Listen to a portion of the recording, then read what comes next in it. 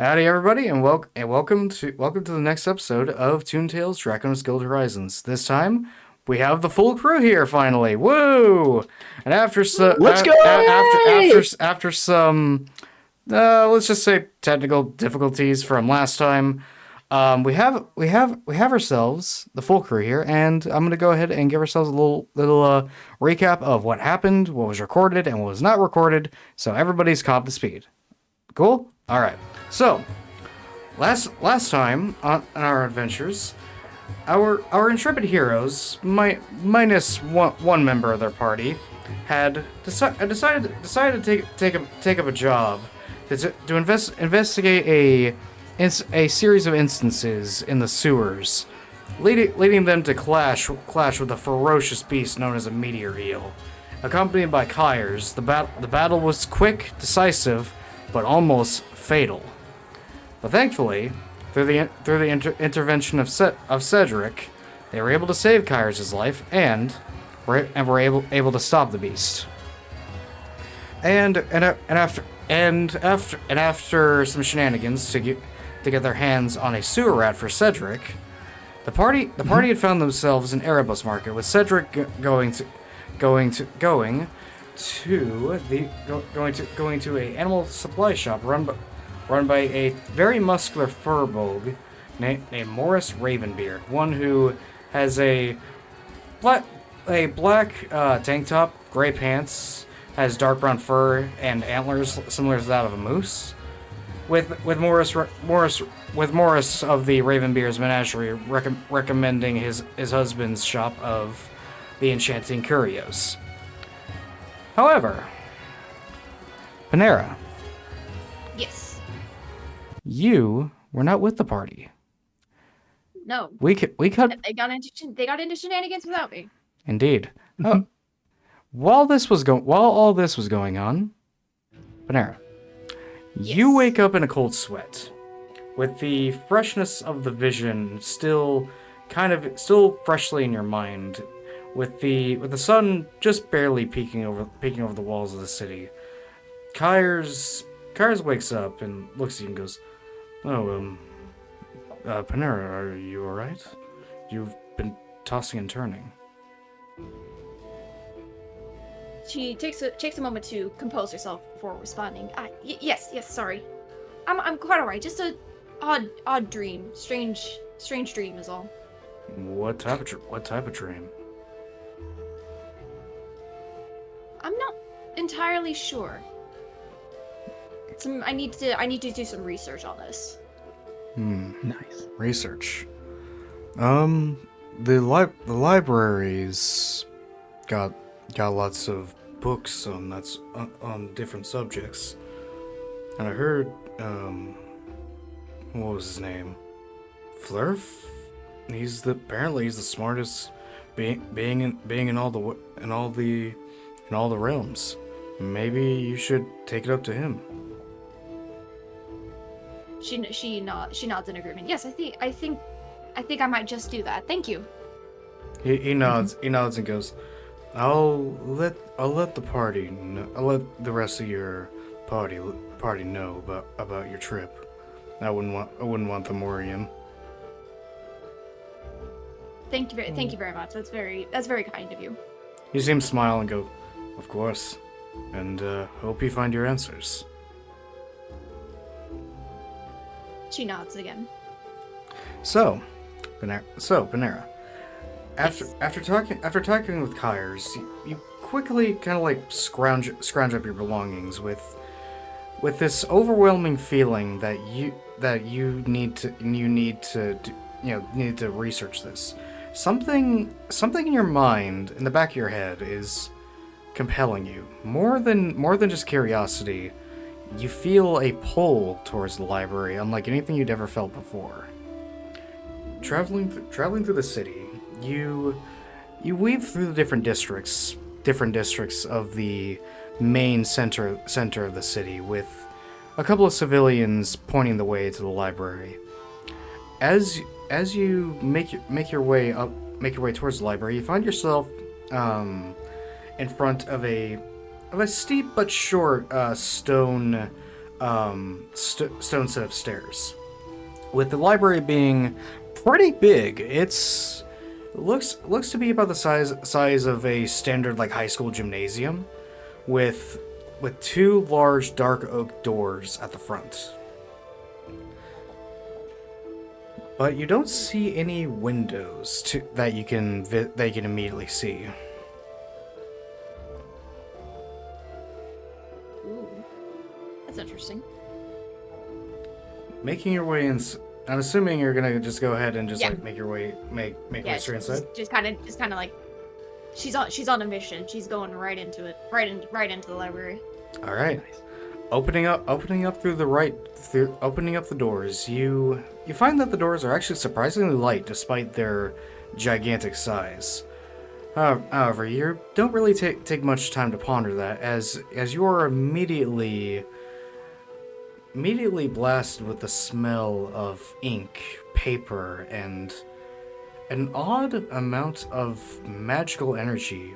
In fact, an amount of magical energy that is comparable, if not greater, than the magic you'd felt near the Rainbow River. Can I roll an Arcana check to kind of see if I can figure out what kind of magic this is? Certainly. Ooh. That's So- just a D20 then, right? Yep. So to the river? D20 plus Arcana. How do I? So I'm using the Oh, there we go. That was a 19. Oh. Yeah. Nice. Quickly you're able to surmise the type of magic you're sensing is every type of magic. Oh. All except for infernal magic. Every type of magic that you know of, and even ones you aren't even familiar with, are found here. Oh. And after getting a sense of the magic in the area, you get to actually looking around the area. The inside of the library is lit up using various different dancing lights, with the lights being a bright blue color. And not only that, but as the lights kind of like move about, you start to realize there are books literally everywhere you look. On the walls next to you, on different shelves across the way. And as you look down the deep corridors of the library, you notice even more rows and rows of bookshelves, with the bookshelves towering above you and anybody that could reasonably reach, with different ladders kind of like perched up on both sides. At the center, you see a sort of a rounded desk, which it itself has different books, and it has like a bit of an odd center, where the center isn't covered in a table. It's got itself an open space with shelves below the table space, and at the middle you see a flump, but he doesn't look like any flump you've ever read about, nor does he look anything like Cloud. He looks different in the fact that he is a bright gold color, with his tentacles ending with purple hues, and there's an ethereal glow to his body. His green eyes immediately dart in your direction, and you see the flump kind of float up a bit, and you hear in your mind his voice speak to you. Hello. I don't recognize you. You must be new. I'm Flurf. I'm the head librarian and a knowledge keeper of Drakkonus. Who might you be? Yes, my name is Panera Autumnsong. I am only recently arrived as of was it hold on. Was it like yesterday or the day before? It would be the day. It would be. Let's see here. I'm trying to think. It would be yesterday you'd gotten here. Okay, so yeah, I'm only arrived here as of yesterday. I see. He thinks about it for a moment and goes, Oh yes, I remember putting your file into the archives after Merle sent it to me. You're enrolled in the bard course. I see. I Yes, see. yes. So tell me what. This is a wonderful library you have here. Oh, of course, of course. Uh, do tell me what can I do for you? I'm trying to research dreams, specifically prophetic dreams. Prophetic dreams. You see his eyes like lower a bit as he's clearly surprised by your response. He with a wave of a tentacle, you see a paper and a feather pen float up towards you. He goes, "Could you draw what you saw? That could help me get an idea of the source of the prophetic dream."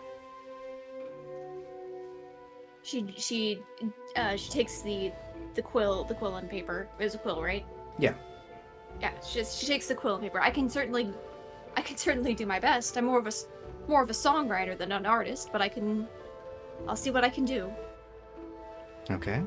So, Go ahead and roll performance. performance. That's one of my specialties.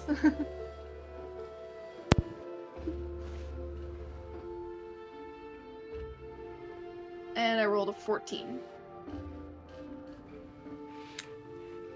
Okay. It's not overly detailed. It's not gonna go in an art gallery or anything, but it gives a good idea of what you had seen. He waves. It was a dream after all. Things are usually kind of hazy with dreams. Yeah, exactly. He waves the tentacle and summons the paper to himself. And then with a couple of waves of his tentacles, a couple of waves of other tentacles, you see a couple of books come flying out from some of the shelves to the left. With a couple of books on prophecies and prophetic gods. He kind of like skims. You can see like with one eye he's looking at the drawing, with the other he's skimming through multiple different books at the same time. Until he stops at a certain page, and then both of his eyes focus on the page of the book. And he looks at you and motions you to come over. And she does so. Very, very curious, seeing as it was certainly noteworthy enough to give both of his eyes attention. Mm-hmm. As you do, he kind of lowers himself down to your level, still floating, with gases being expelled from the back area of his body. The book turns in your directions, kind of with a bit of a purplish glow to it, as his psionic abilities kind of make it float in air. And the page he highlights with it by pointing at a tentacle. You notice an image of a figure that looks exactly like the one you'd seen.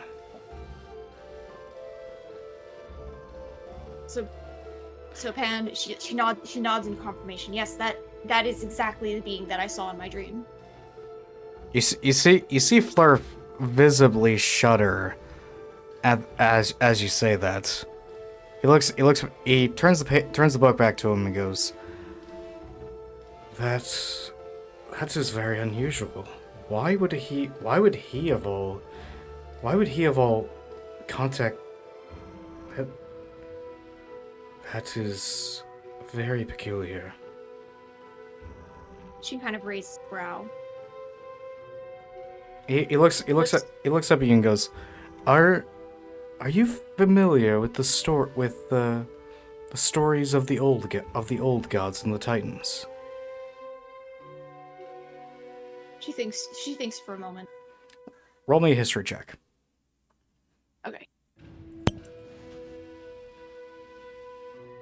That was not good. 8. You're not at all familiar, actually. This is something you'd never even heard of. I must admit that I am not. Well, the well, to make a long story short, the Titans were were the shapers of what we know now in the original world, a vast world that was bigger than any realm. The old gods were the first of the gods. Some of them you may be familiar with, Tiamat, Bahamut, but She nods at those names. but this one right here, this is one of those old gods. Your eyes widen a little bit. It's I can't say for certain, but if my hunch is correct, you were contacted by Redoran, master of the weave of history, old god of the arcane.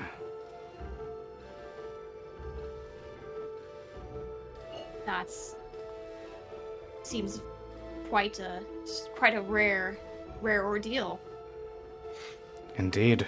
The last time there was any suspected or even confirmed, I mean, there's only ever been suspected interventions from Redoran. The last time being from a couple being during the second the second Zoltanian. No, it's not important. But what is important is what did you see exactly? Do you remember? Yes. The figure Redoran spoke of events that had been set in motion and showed threads of fate intertwining for 4 golden threads. Golden threads intertwining. That's. Intertwining in his hand. You see him think for a moment and goes, That's Redoran. By the gods. Why would... He looks at you and goes, have you ever had anything like this happen to you before? She shakes her head. No, I have not. This is very unusual. But if Redoran contacted you... Do you know 3 other people who may have been contacted? She ponders for a second. The only others I can potentially think of were the companions that I arrived with. I would recommend that you speak with them as soon as you can. And if you want, I can provide this book on prophecies, or maybe even a tome on what we know of the weave of history. She nods. I would actually very much like to read these books, and perhaps any more about Redoran if you have any material available. Well, I mean, not only do we have materials on that, we actually knew Redoran when he had taken on a mortal form. Myself. She looks very surprised at this. Really? Yes, he actually was a teacher here. He used to be the head of the wizard school. No, this was long before anybody had known it was Redoran himself. He pauses for a moment and goes, I mean, I had my suspicions, but he that's old bird. He fooled us good.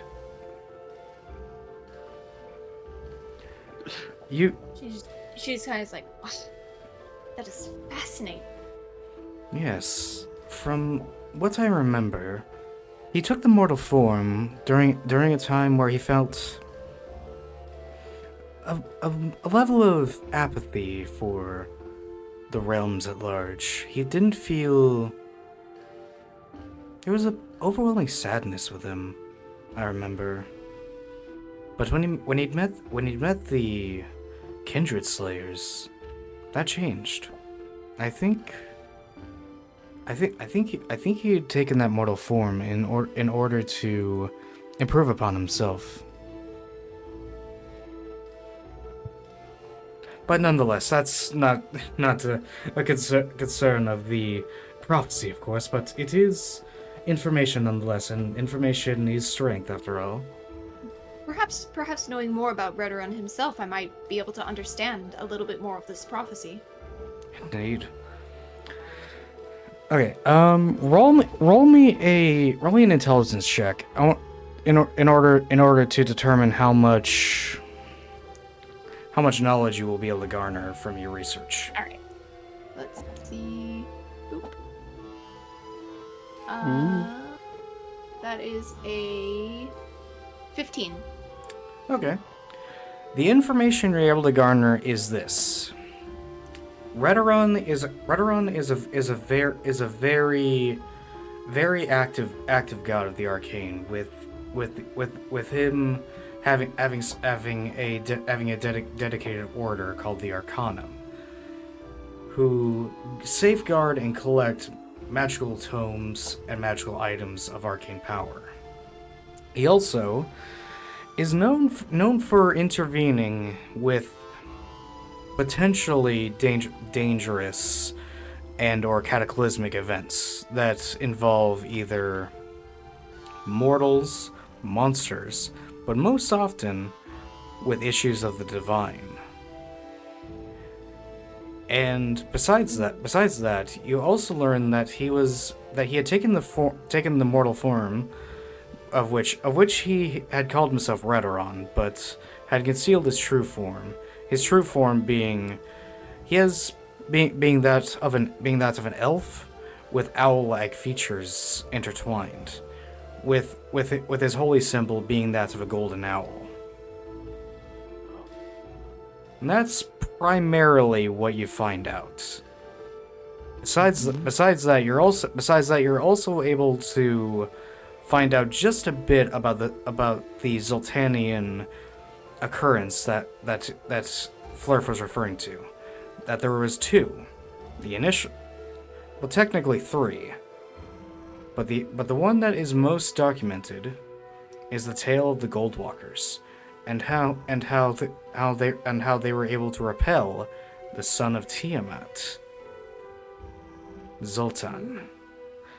Besides that, the other instance, the information is still muddled and new, so you're not able to really know much beyond that, other than the fact that something happened some time ago recently. As Some for time ago in the relatively recent past. Yes. We're gonna go ahead and skim to the present time, as Cedric, after paying Morris his dues for the rat enclosure. Scout and Zinthurus, what were you two doing in Erebos Market? I remember you two were heading to the market. I think, Scout, you were gonna head to Shooting Irons to Yes. to look into what you could get there. What were you looking Right. for? What were you looking into, Zinthurus? I think he was looking to get food. Right. I forget what place he was going to go though. Okay. So now that you say that, I do remember you'd said you wanted to go check out the cafe, the Hair Brew. Yes. Cafe, sweet stuff. Okay. Well. Okay, so we're gonna cut to Zinthurus first. Zinthurus, arriving at the Hair Brew, the sign you see hanging above the door is that of a coffee cup and a rabbit's foot. With the rabbit's foot kind of like kicking what appears to be kicking the cup, but you're not entirely sure. The direction of the art is a little perplexing. However, what you do see, when entering inside the building, you see a pretty a somewhat busy cafe with several different people seated across different tables with a singular worker kind of like hopping in between from table to table delivering drinks. As you see a Herongon, a short-ish statured rabbit folk, he standing at about 3.5 feet tall, wearing a simple light red vest around his upper body, paired with a pair of light pants. And you notice that his ears are abnormally large, like very, very large, to the point where his ears are about triple the length of his own neck. And you see as he stands still for a moment, you can see his right leg kind of like subconsciously stomping a bit. He looks at you from the side and goes, hello. What can I do for you?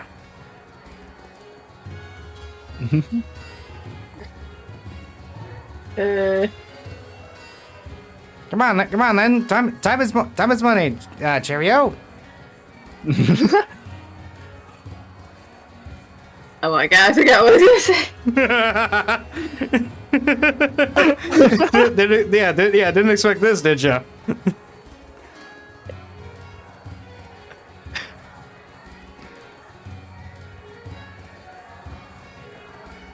I got a little bit ADHD brain where things just disappear immediately after you hear them. ADHD brain. Yeah, it's the ADHD. Yeah. I mean, I mean, speaking for myself, I apologize if I kind of spoke for you, but it's all good.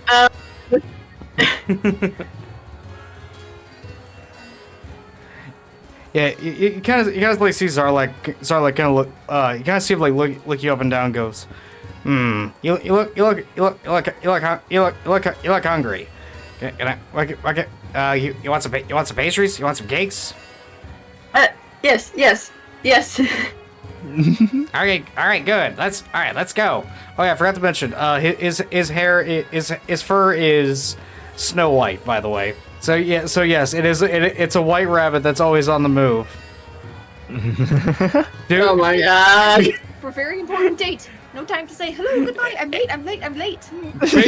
Bingo! Exactly. That is So good. and yes, Zarlek does have ADHD as well. So there you go. do with that information as you will. So you kind of see him like see him like nod a bit and go and begins hopping behind the corner. As you see, with nimble speed, this little rabbit just starts setting up various different pastries and like croissants, cakes, macarons, cookies, like, and he just kind of like motions to everything and goes, choose it, take a pick. Ooh.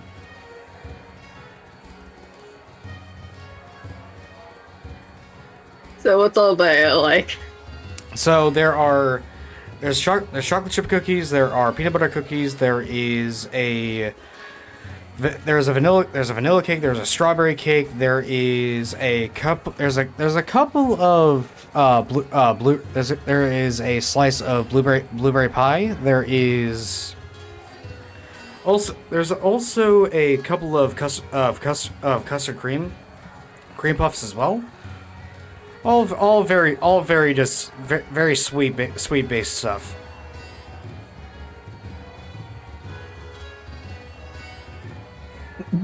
So good. I don't know what to choose. I don't think Zinda's either. You're new to this, hey? Well then, how about I give a recommendation, huh? Yes. Hey, you see with a quick move of his hands, every single thing, which was not a small line, by the way, of about 7 different things, disappear in a mere moment, as he brings out a pretty decently sized slice of carrot cake. Of course. you see him smile and goes, it's right here is my multi-realm famous carrot cake, homemade. Ooh. I'll gladly sell this to you for about 2 gold pieces. I'll take it. Hooray! Alrighty. So go ahead and remove 2 gold pieces from your inventory. And if you're gonna be eating this here, there's a table available all the way to the right over there. And he points to a table sitting next to a window that has a view of the port. Ooh. All right, thank you. Well, of course. Glad to have a new customer. What might your name be, huh? Oh, my name is Synthesis. Okay, I'm probably gonna forget that, but thank you anyway. I know where I would be going if I was a being that could eat or drink. So while this is happening, Scout, you find yourself at the doorway of Shooting Irons.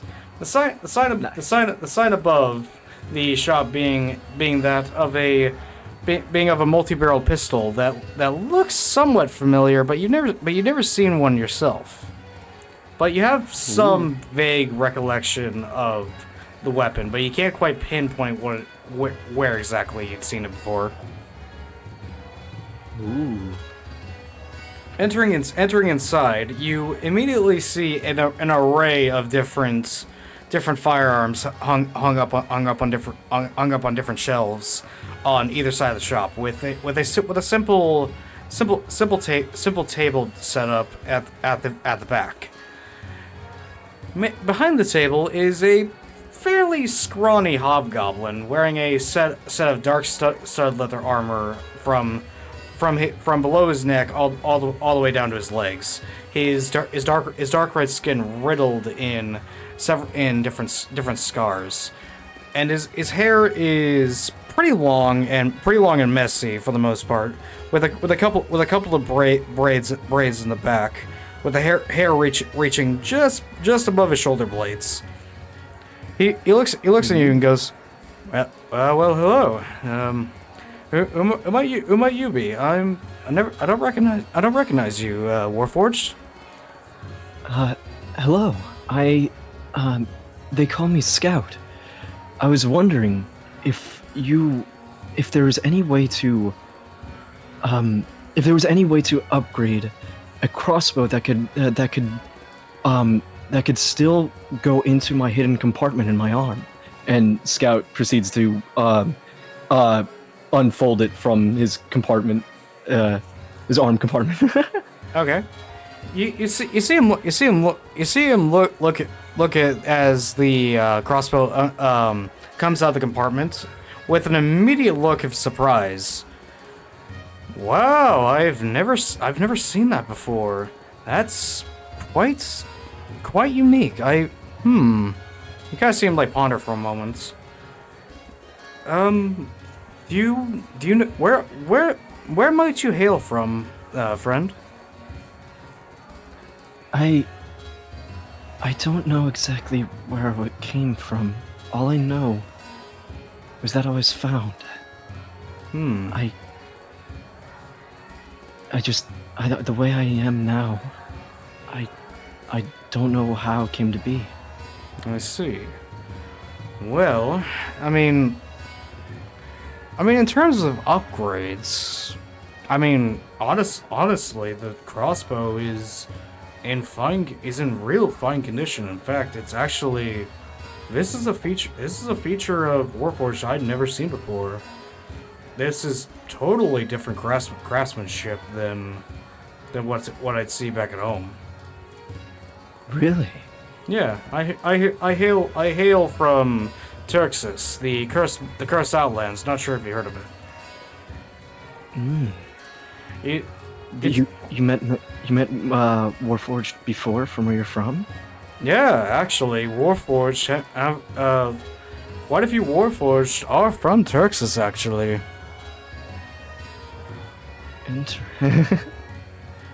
Interesting. And I need you to roll me a d20 real quick. D20, huh?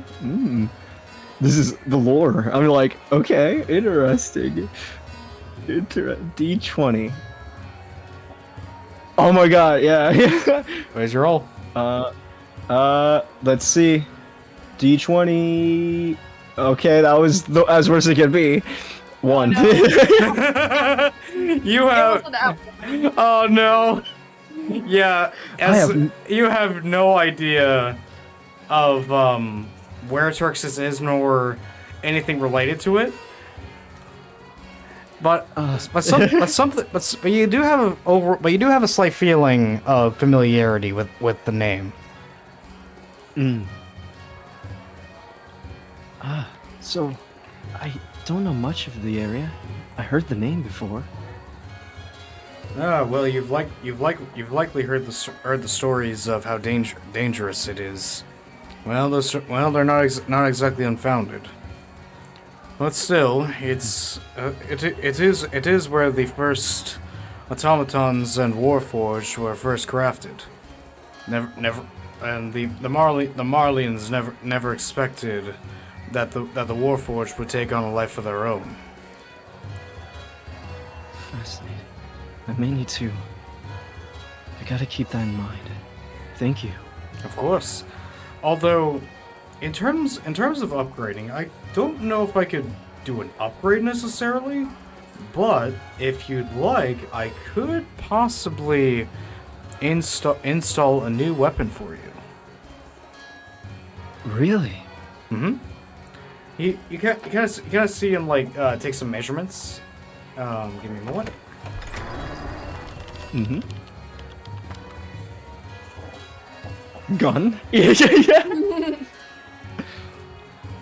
Neutral. It takes a moment and goes, yes, that could fit. Tell me, have you ever used firearms beyond just crossbows? No. I faintly recollect these firearms, but they're very fascinating. I don't know how to use them.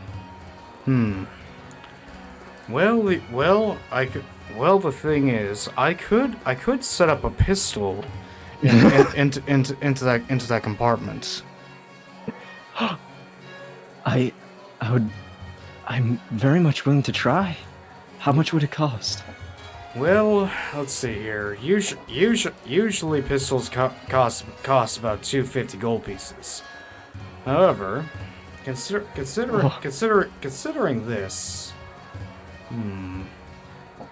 I'd be willing to trade you something for it. Trade. Yeah. I'm curious about that crossbow there. I never seen the like. If you want, we can make a trade. Ooh, out of character for the moment. I'm like, oh no, because it's like, hold on, because a gun would be cool, right? A gun would be like, yeah. A gun would be cool, but the thing is, this is something that's linked to his history. So I'm like, I feel like, especially with what he's learned about where Warforged are from, it might be wise to keep that around, especially if it's something that's original to him. Dang. He could use it as potential, like talking to people in the future, be like, do you recognize this? And like show them the crossbow, and then be able to. Like, yeah, find the make. Like hidden clues and stuff like that. Exactly. So. Yeah, you gotta. It's always a tough decision going rule of cool versus what would the character do. Yep. True. Yep. Yeah. I didn't expect a hard decision this early on, did ya? I gotta stick with the lore. I gotta stick with the potential true ending. Yeah. The true path. The truth path. I have to do that from Final Fantasy 14. Oh my god. Because my character is less self-inserted, more like an actual character now, so I always have. Right. So I do the same thing with her. Yeah, exactly. Even though I want to choose like the really like snarky, funny, ridiculous answers for dialogue. Oh, hold on one second, I did. Okay, and to answer your question, Miko, yes, Groat does have like cowboy gear. He's just not wearing his cowboy hat right now because he's not out in the sun.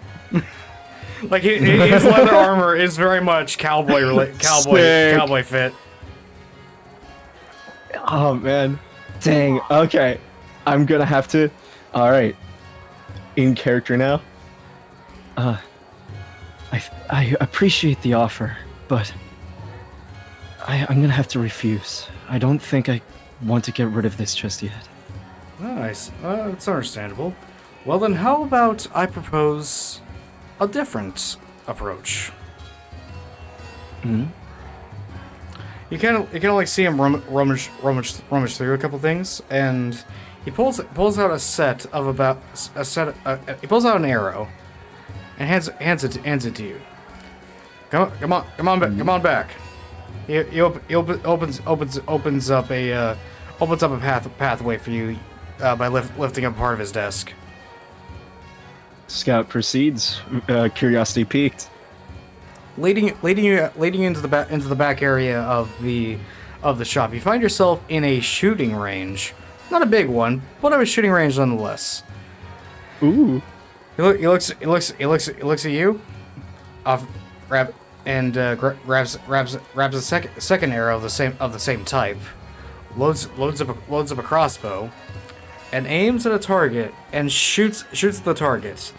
As the arrow impacts, not only does it pierce the target, you see an explosion of fire ring out. Explosive fire arrows. Let's go. Yeah, explosive fire arrows. Whoa. Oh boy. Yes, yeah. If you, How much? well, all right. Well, considering that this is black powder arrows. Black powder has become a lot more accessible now recently. I used to sell them for about 100 a bundle, which a bundle is about 10 to 15 arrows. I know sell them at about 30 gold per bundle. Ooh. Okay, 30 gold per bundle. 30 gold. That's quite a bit, isn't it? Ooh, I mean, I have. Oh wait, all I have is 30. Damn it! Oh, So you could get one bundle of the arrows. oh dang. I've only got 10. Oh my god. I mean, I can't. I mean, I don't really need it for food, so I'm just kind of like, You could save. And also no. Wait. I'm curious, Miko. What do you? Miko, I was gonna say you could say the stuff. Miko. Say the stuff in the VC. I'm just saying. Electricity, huh? For those who can't see the Discord chat in the stream, Miko is begging begging Ray's or Scout to get electric arrows, and I'm saying no. Well, I mean, I did mention there is a magic item shop in the market. I do say that. I said it last session. I have to do my job as a GM, and I'm gonna have to stop. I'm gonna have to stop someone from blowing us up, aren't I? Oh my god. We'll see. I would keep like the whole electricity arrow thing, maybe. But speaking of the character, I don't know if Scout would know any need for electricity arrows just yet. So, but let me think. Yeah, and also that would be a bit of metagaming. So. Yeah. True. No metagaming. Yeah, we try to avoid that. Because I mean the choice is yours. If you want the explosive arrows now, that's perfectly fine. If you want to save to get some more, if you want to save your gold, that's perfectly fine as well. You know what? I'm gonna. I mean, I was gonna say I'm gonna take the bet. I'll take the bet. But I'm also like, what if something comes up and I need money and it's like I'm broke? Yeah. Yes, the age-old RPG question of saving your health potions until you need it. Yep. But what if we come across another crazy monster and I'm like, explosive bolt, go, and it just, you know what I mean? It's just like, it's not only explosive, but it's also fire. Yeah. Because I mean, to be fair, those arrows deal, like, because basically like how they work is they hit the target, they deal the standard 1d10 piercing damage, and then the target needs to make a DC 13 dexterity saving throw. If they fail, they take an additional 1d6 points of fire damage. However, as you're thinking it over, he does offer he does offer a second set of arrows which have a smaller amount of charge, which would only deal about 1d4 explosive damage. With this, You know what? with this bundle being about 20 gold pieces. I mean, or I could go full explosive all the way, full send. The questions, the perplexions. Am I explosive? You know what? I'm not really gonna use the money on anything, like anything else really at the moment, and I will get more jobs. So, You gonna go for it? you know what? I'm gonna go for it because after what we've been through, especially, I feel like it would teach Scout to be like, I need to be more prepared so my friends don't get hurt more. So I'm gonna let's go. All right. All right. I'll take the bundle for 30 gold. I mean, not 50, not 50, Okay. 30. All right. So you now have, keyword here, 10 explosive arrows. Let's go. So And 0 gold. Yep, and 0 gold. So remember, remember you have 10. So be sure to keep track of that. Right. Add equipment. I was gonna say it won't be. I was gonna say those won't likely be on D&D Beyond. So just scratch down some notes somewhere. Well, you can. Huh? I think you can add in custom items. Oh, add custom item. Yeah. Oh there you go. Yes. Yes. So you have 10. So I would say just like keep them handy for an emergency. Nice. That's all. Yeah, I'll say. yeah. That's all I'll say. Keep them handy for an emergency. Oh god. Oh no. So, while this is happening, Panera, after doing your research, you kind of go around the place. Gotta go around the academy for a bit, looking for your companions. And after not finding them for a while, you see Kyers exiting out of the infirmary with some bandages on his arms. He doesn't look great, but he doesn't look like he's on the verge of death. He just looks exhausted, basically. He looks in your direction and waves to you very meekly. Yeah, and she comes over. She kind of walks over, looking concerned. Are you quite all right? What happened?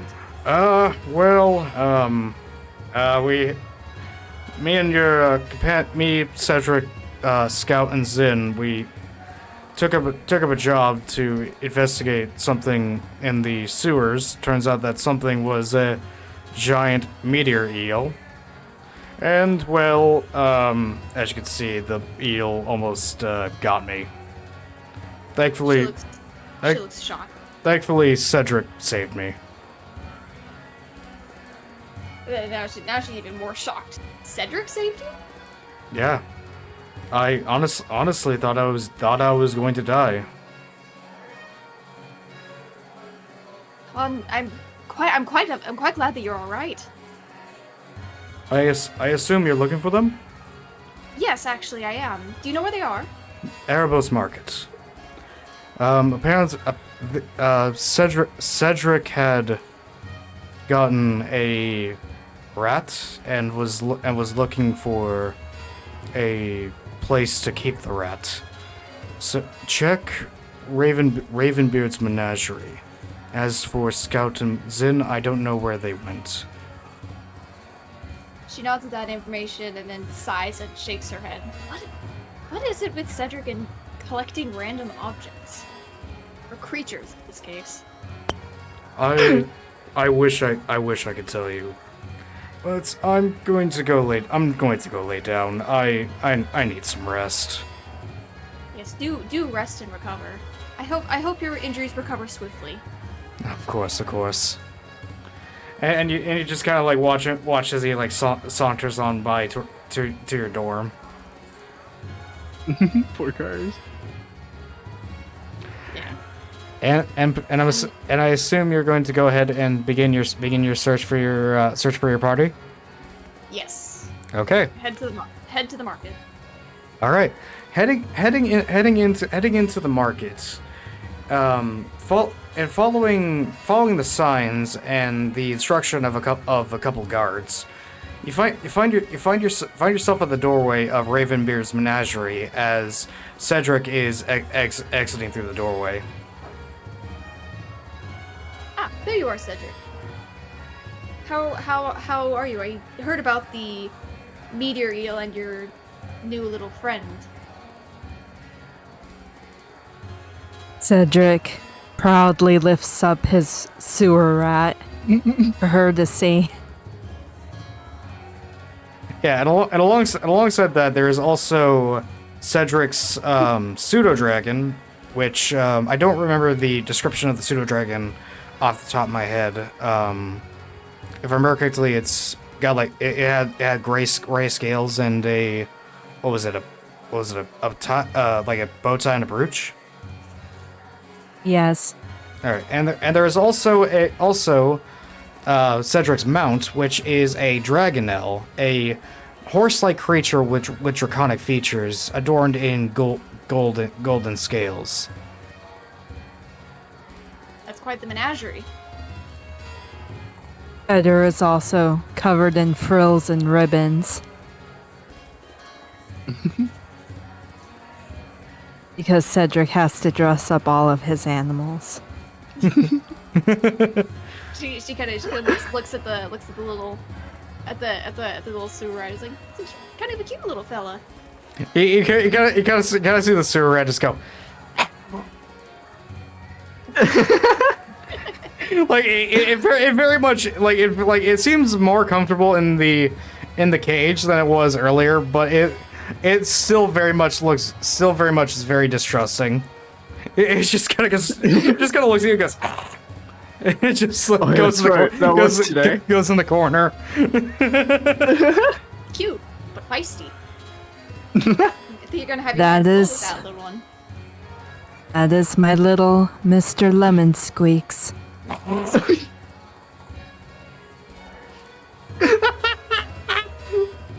Oh, Sorry.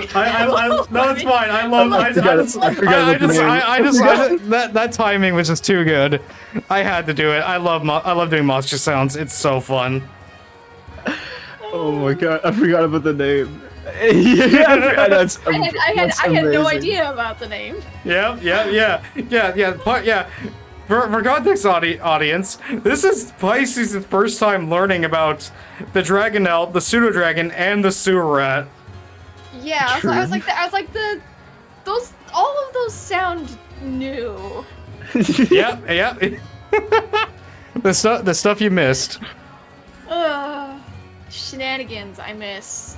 Or should I say the shenanigans that happen when I'm not there. Yeah, exactly. And the horror. Even with my previous group, this happened all the time. Yep. Anyways, So while this is happening, Xanthuris, as you're finishing up your carrot cake, Out of the corner of your eye, you notice Panera and Cedric at the doorway of Ravenbeard's menagerie.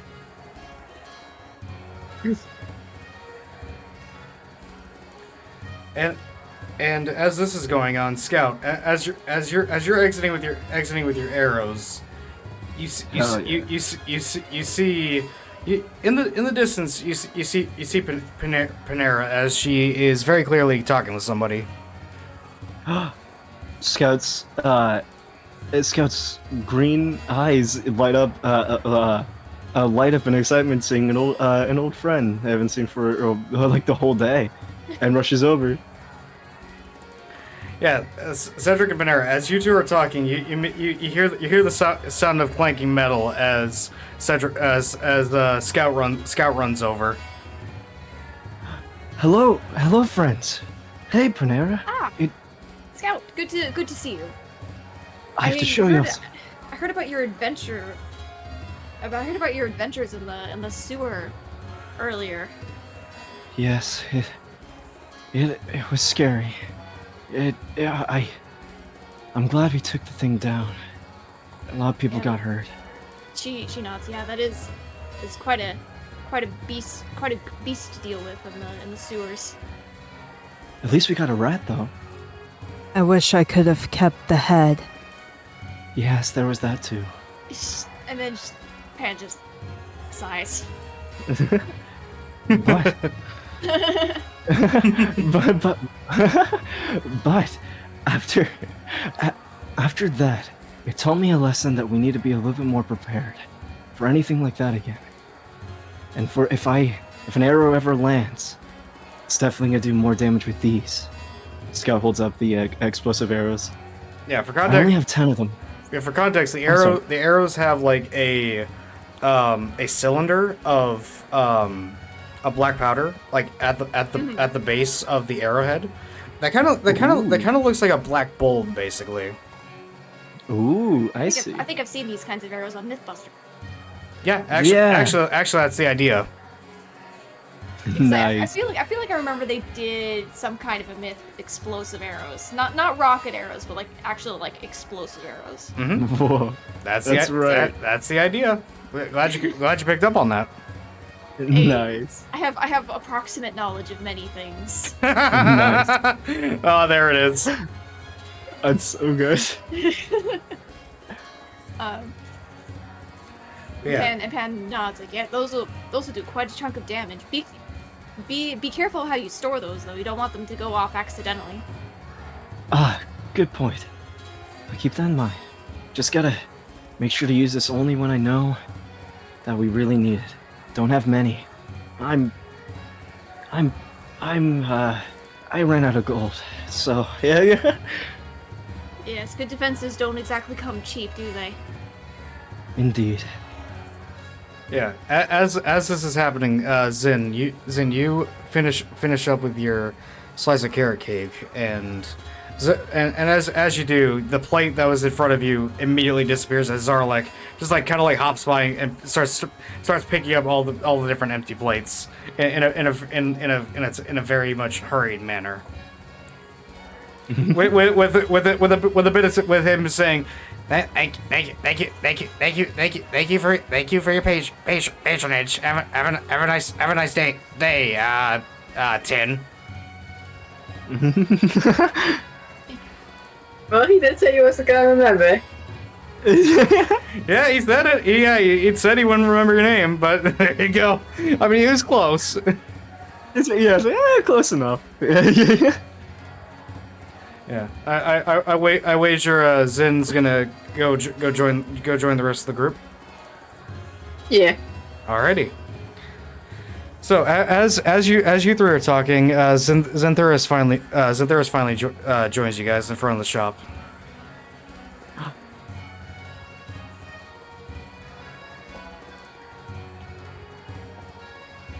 And as Dark, you there? I'm here, yeah. Okay. Hold on. Okay, Pisces sent a gif of Monty Python and the Holy Grail of the fucking like sorcerer going, there are some who call me Tim. That's so true. Why Oh my did god. that was oh my god, I should have said that. Why didn't I say Tim? That would have been so good. God. I thought You you said did. Tim, I thought you didn't did. you? I said Tin, not Tim. Oh, oh, so That would have been close. so much better. Oh my god.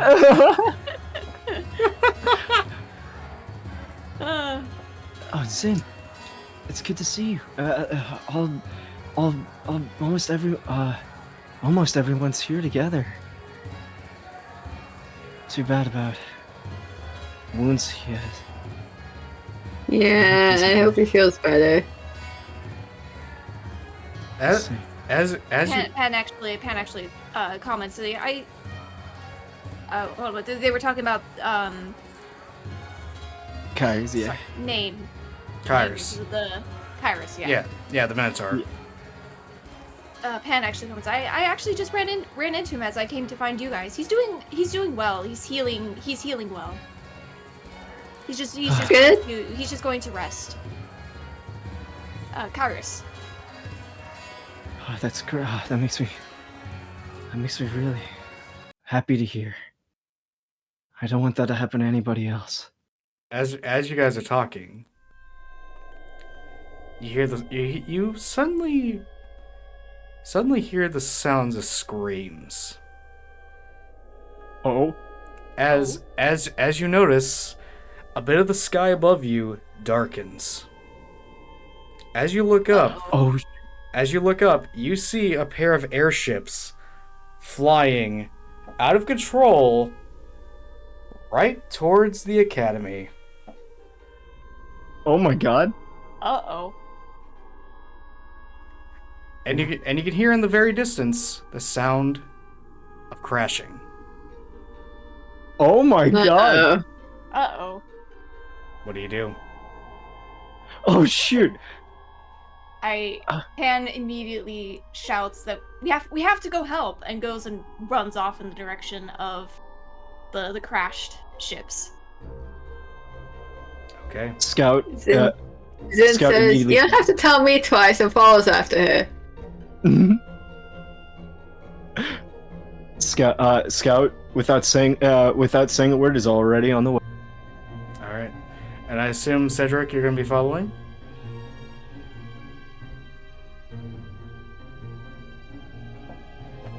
Hmm. Kyers may be in danger. All right, Cedric follows. Here's the thing. You have no idea. You have no idea where these ships landed. It could have crushed them. As far as Cedric knows, it could have easily crushed Kyers. Oh my god. Tommy, what if you did? It was. You better have not. You'll find out. So, running through the city, you can hear the sound of panic all around you as guards are scrambling to quell the chaos. As you guys cross through the gateway of Drakkonus Academy, you see at the very center where students usually are studying in a main yard. You see a crashed ship in the yard with mounds with lots of dirt, grass, and tables tossed about and destroyed, with the ship kind of like turned on its side, with the bottom of the ship facing you guys. Oh my god. Ooh. What do you do? I'm gonna do something cool here. Oh? Ooh. So, Gem Dragonborn have a bonus action ability to manifest wings for 1 minute. That is true, you do. So, since the wreckage is probably like not easy to navigate terrain and such like that, obviously because it's a crash. It is rough terrain. So I am going to use that ability and search, like, just see if there's anyone that kind of immediately needs help in the Okay. wreckage. What do your spectral wings look like? Let's see. Kind of like just like a blue ethereal glow in the shape of wings. Kind of, but almost actually kind of almost skeletal looking, because the wings, the wing structure, like the arm and the fingers, actually looks like they're made of like they're made of like gem pieces, Interesting. and then they're connected by a like a transparent, translucent, glowing blue membrane. Whoa. Okay.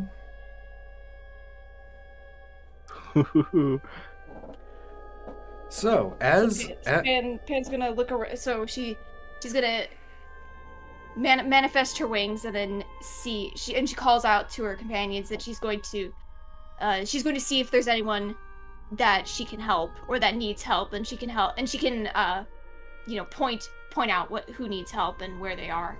okay. Ooh. All right. And that would be would there be a check for that? That would be an investigation check. Okay. Ooh. Shoot, that was a 9. Oh, damn. You from where you're flying, you're not really able to see any details apart from simply from the fact that the scene is so chaotic. There is Very smoky. it's very yeah. There's smoke coming up from the ship, and there's also the added chaos of everybody else, like all the onlookers looking at the ship in shock, and like discussing like what's going on. Mm. However, if you were to get closer, I would allow you to try again. And of course, there is also the rest of the party as well. You could approach the ship if you want. Oh, Like, actually, it's not rough enough terrain to where you can't walk, but your walking is going to be inhibited. Mm. what I can actually do is get a little bit closer to the ship and use warding wind to blow away the smoke and extinguish some fires. Okay. Nice. Okay. All right. So what it says, the spell description says it extinguishes unprotected flames in its area that are torch-sized or smaller, hedges out vapor, gas, and fog that can be dispersed by strong wind. Okay. All right. It says the area is difficult terrain for creatures other than you. But I Alright. mean, the ship's already difficult terrain. Yeah, it's already difficult. It's a crash ship. It's already difficult terrain, so it won't matter. So cast. So you use a cast of warding wind. Floating closer to the ship, you clasp your hands together, singing a draconic song of powerful wind. As you do, the smoke. 10-foot radius. Yeah, 10-foot radius. Gotcha. Yes. So you're gonna focus it. Hold on, or is that diameter? Oh, is it? It's a 10-foot sphere centered on myself. Okay. Mm. So I'm all right. So Yeah, it says 10-foot. It says 10-foot radius. Okay, so it's Okay. a 20-foot sphere. okay, 20-foot sphere. So yeah, so you're just like point it like right. You're gonna aim it like right in the middle of the ship. It's centered on myself. Okay. So getting like right above the ship, you sing a song of draconic wind, and as you do, the smoke and fires that were ravaging the ship immediately disappear as bursts of wind flow out in all directions. As it does, It does. As a note, it does deafen me and other creatures in the area. All So right. I think I'd have to. It's a concentration spell, Yeah. so I can end it whenever. But while it's going, it deafens anyone Yeah. in the area, including myself. So you can't hear anything at the moment. I would say Cedric, Scout, and Zinthurus are unaffected. Scout, Zinthurus, and Cedric, as the spell is cast, and you can hear the loudness of the wind. Although there is also another neat thing I can do. Ooh. What do I you... swear I'm not metagaming. I swear I didn't. I'm not metagaming. Yeah, that's But, fine. It's fine. It's fine. You're using your tool. Gem Dragonborns have telepathy as well within a range of 30 feet. Oh yeah. Oh shoot! Wow, this is perfect. Yeah. So. I didn't. This is just what I can do. Yeah. I'm not, These I'm are not metagaming or anything, I swear. these are your natural abilities. Yeah. It's fine. It's fine. And your character deserves a moment like this after not Oh, being yeah. in the whole episode. Exactly. moment now. This is a cool moment. It is a really awesome moment. So you're gonna So- so you're gonna use the telepathy to try and like communicate with your allies. Yeah, I reach out if they're within the 30 feet. I would say they are. I would say they're about 30 feet away. So Yeah, and I reach out with the telepathy and say, you know, I've cleared the smoke and fire. See if you can find any survivors or anyone who needs help. as you reach out, all three of you. I need you three to make a perception check for me. Sounds good. Oh no. Oh wait, that's right. There's still the whole thing about what caused this. Oh, I got a 4. 4? Okay. So the description for the psionic mind, it says you can send telepathic messages to any creature you see within 30 feet of you. You don't need to share any languages, but it must be able to understand at least one to comprehend these messages. Gotcha. So I got a 23. Oh shit! All right, and Cedric, what did you get?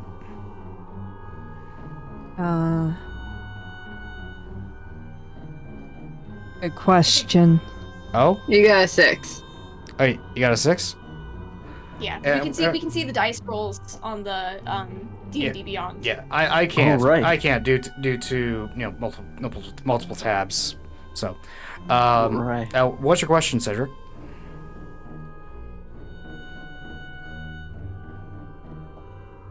I think I rolled a 6. Oh, okay. You did. All right.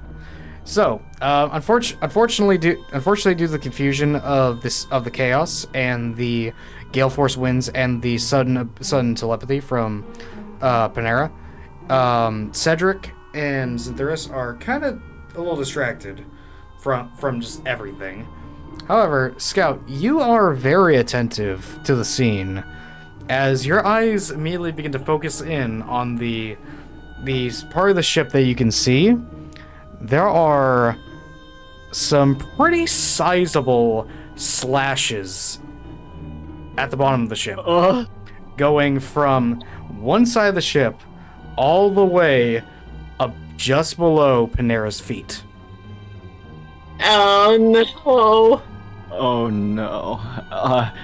So the telepathy, it's only to me and Panera? I can send messages to other people. I don't think you can really reply back. Oh, I can't respond. Oh, I reply. I see. I don't believe so. It says I can send.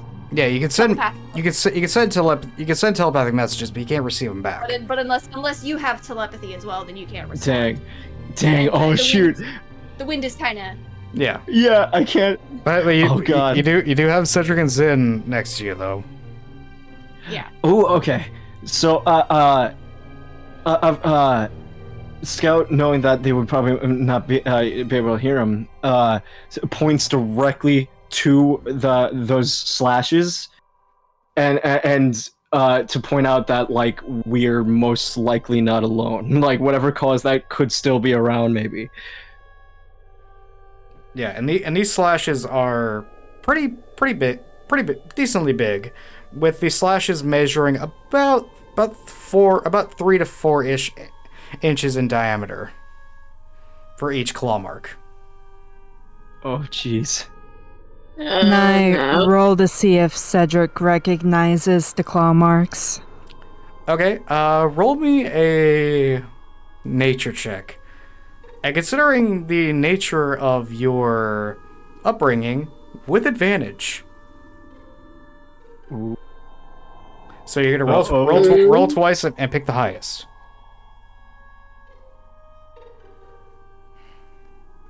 I rolled a 21 on the first try. Oh shit. Okay, keep rolling. Roll again. Roll again.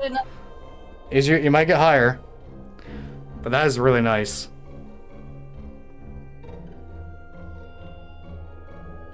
I'll stick with the 21. Okay. Okay, the other one was a 15. Oh yeah. So, Cedric, looking at the claw mark, your blood kind of like runs cold for a moment, as it kind of looks similar. It looks to be a claw mark of a draconic origin. You can't pinpoint what exactly, but it looks familiar. But not anything not anything that you know of though. Man, that's even with the 21. That's concerning. Oh. All you know is that whatever did this is that it was decently big, draconic, but you can't tell what type of draconic creature exactly. Oh, jeez. That is not good. And as for the rest of as for what else you see, Scout, you looking at the ship, you don't see any survivors. In fact, even as you three kind of like go around the ship to check, there's nobody there, not a person. Oh. In fact, the only thing you see on the like deck is splatterings of blood. Oh no. That's not good. I mean, That's not good at all. Also, the gem flight only lasts for a minute, so you gotta let me know like when, yeah, like a minute. yeah. It's like by the time they notice the blood, that's about when your minute's up. All right, so that's when I land on the ship then, and at the same time, assuming the fires are The fires are out as soon as you cast it. okay. So then I can also cancel the spell Okay. and land as I land on the ship. As you land on the ship, looking down, you're immediately horrified as you see the slash marks. Ooh. Oh. And then could I roll the nature check as well? Certainly. Right. That's a 15. Same deal. You surmise that whatever did this was draconic. And a decently big draconic creature. From your background as a draconic researcher, you can surmise that whatever did this may be in the ballpark size of a wyvern. This big. Oh. Oh, shoot. But you have no idea what you're dealing with. And as you look down, you do notice that your companions are looking at the deck behind you. Ooh. I call out to them, say, have you seen any survivors? Or anyone No. anyone that needs help? None. No. Tommy. Hmm? Can I cast Eldritch Blast into the ship to create easy access into it? Certainly. Ooh. Ooh. I assume you're gonna give Panera a heads up, No. Okay, Panera. Yeah, Panera. As you're discussing this, you watch Cedric open a hand, and a bolt of golden magical energy hits the deck of the ship. I need you to make me a dexterity saving throw. Okay, here we go. Oh no! Shenanigan time. 13. That is not enough, unfortunately. Oh no! As the ship is blasted, you find yourself collapsing through into the ship and inside. Oh no. And as you land, you don't take any damage, not physically, but you do land in even more blood. Oh no! Oh no. Cedric, what the heck? And Oh no. Cedric. as not only is there blood, there's also there's also clothing there as well. Oh. Oh god. She just kind of like shouts out in like surprise and also like shock. As this is happening, you hear the sound of hooves hitting the ground as you hear, guys! As Kairos runs to you all and with panting breath goes, ship crash. He looks over Panera. Panera! He runs to you, Panera, and helps you up. But immediately, and as he does that, he looks down and like backs away in horror. What in the nine hells? Oh my god. Pan is a little shaken both from the fall and well what she landed in. She kind of like waves a hand. It's like I'm fine. This isn't mine. This is not mine. I'm all right. But something horrible happened to this ship. That doesn't make it much better. I'm aware. She's just kind of Pan's just kind of like you know like when you're like covered in like water and mud and you're just kind of like holding your arms out so you're not like yeah. She's like I don't know. It's hard to describe the pose. Yeah, I got it. But she's kind of like just trying not to get more blood all over herself. Essentially, she kind of quickly moves away from the where she fell. Yeah, Kairos looks at you all and goes, I was about to say, there was. Did you see the other ship? No, we only saw where this one crashed. I think. He put. Did we only see where this one crashed? Yeah, you didn't see where they crashed. When you'd crossed in, this was the first ship you'd seen. Yeah. So no, we haven't seen the other one. We'd only just arrived to see this one. Oh no. Kairos kind of like looks at you and goes, I was about. I know I should be resting, but I'd seen a ship crash near Emerald Leaf Forest. I was about to go see if there were any survivors, but then I saw you guys, and then saw you go into the ship. I was afraid you were attacked. No, I wasn't attacked unless you count friendly fire. Kind of glances over at Cedric, though it wasn't directly at me. And Cedric jump into the hole and cast an investigation check. Go ahead. Yeah, go ahead and roll investigation.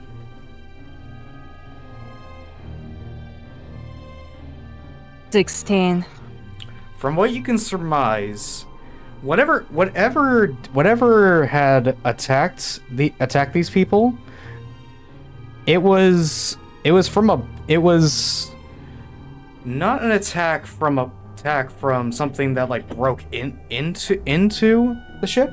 From what you can tell, the actual like deck of the ship is, besides your blast, relatively untouched. Whatever did this got inside the ship. And from what you can tell from the pieces of clothing, you estimate that there were about 6 people.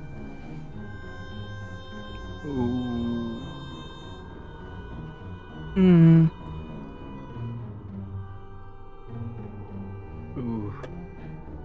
Kairos looks at you for and goes, well, it seems that this ship is a lost cause. I'll go. Obviously, the headmaster would likely already know by now, but I'll go notify the headmaster. If you could check the other ship, I would. That would probably be the best course of action. Though, Pan nods in agreement. though at this point, I'm afraid of what we're not seeing more than what we are. Indeed. Cedric makes grabby hands at Kyers for him to help him out. Oh.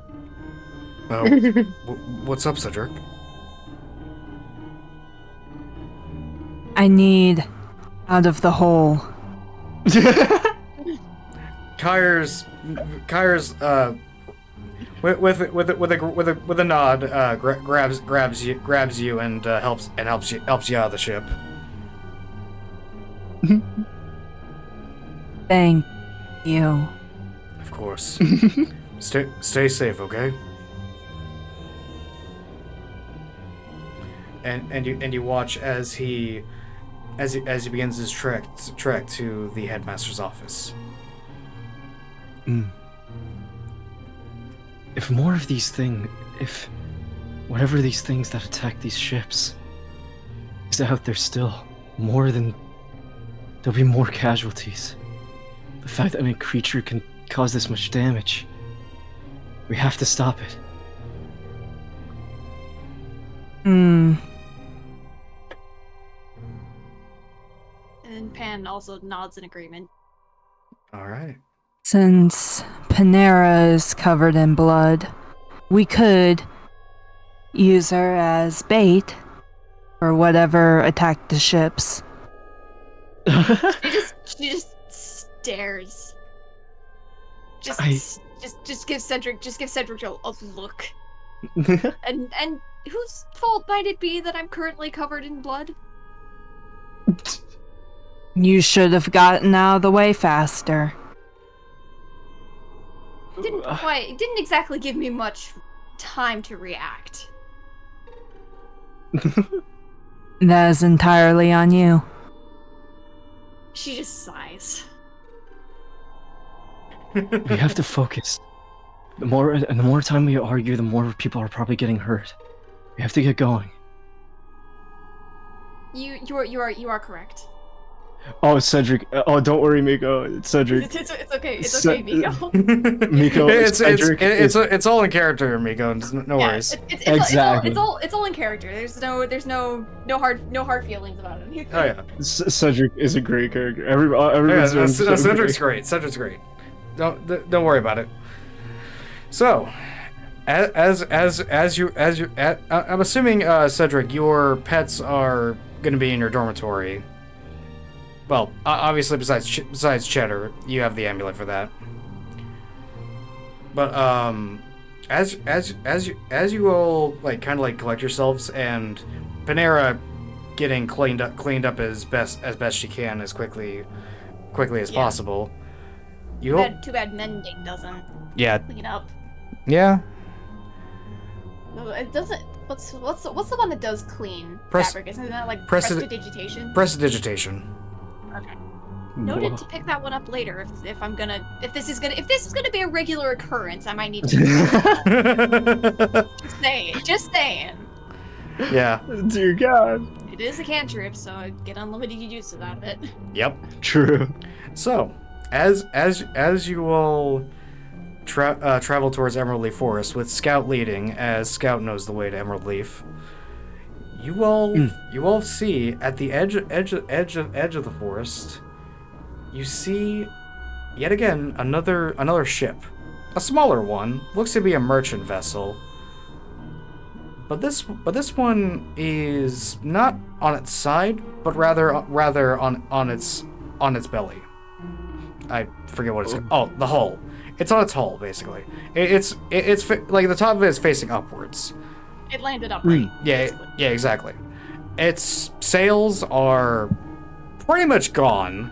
Pretty much everything that would have been on the deck, besides the steering wheel and a couple of just a couple of boxes, are pretty much gone. Ooh. And do you guys approach? Is there? Can we do another investigation to see if anyone's still around? Yeah. Yeah. Or anyone's hurt? Yeah, See if we- yeah. You can roll investigation. Yeah, I'm gonna roll investigation to see if I can see any immediate danger. Okay. True. Well, I got 10, but I got a 23. Damn. I got 14. I Okay. have a plus Okay. 6. I have a plus 6 to investigation. Okay. Okay. Nice. Zen, you gonna roll investigation? Oh dear. I What? did. Oh, what did you roll? I got a 1. Yeah. So going in order, Scout, you have no idea. You're just like still like you're still like processing the shock of the ship being there.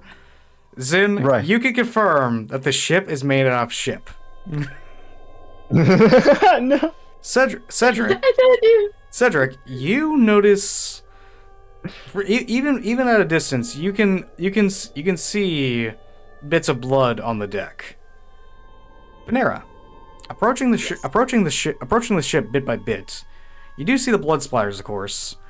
But as you get closer, you notice an odd glint of something pink, of a reddish pink on the sides on the sides of the ship. Ooh. As you approach, you see two things: what appear to be a pair of small reddish pink scales, and a strange syrupy substance that, upon closer examination, you surmise is venom. Oh no, we're dealing with. Oh no. And besides that, there are no people that you can see on the deck. However, That's consistent. you do hear sounds inside the ship. I kind of. Cedric. Oh? Cedric casts Eldritch Blast. Oh my Oh, you're God. gonna cast Eldritch Blast again? Before I. Yes. Is it before I can say anything, or even better, it's probably gonna cut her off because I was. Yeah, gonna have again. exactly. As you're about to say something, another Eldritch Blast whizzes past you, hits the side of the ship. She was actually just probably barely gets out the words like we should be cautious. And then just we should boom. we should be caught. Yeah, yep. As wood splinters all around the area. And you notice, and you notice, as you guys catch, as the ship is opened up by the forceful Eldritch Blast,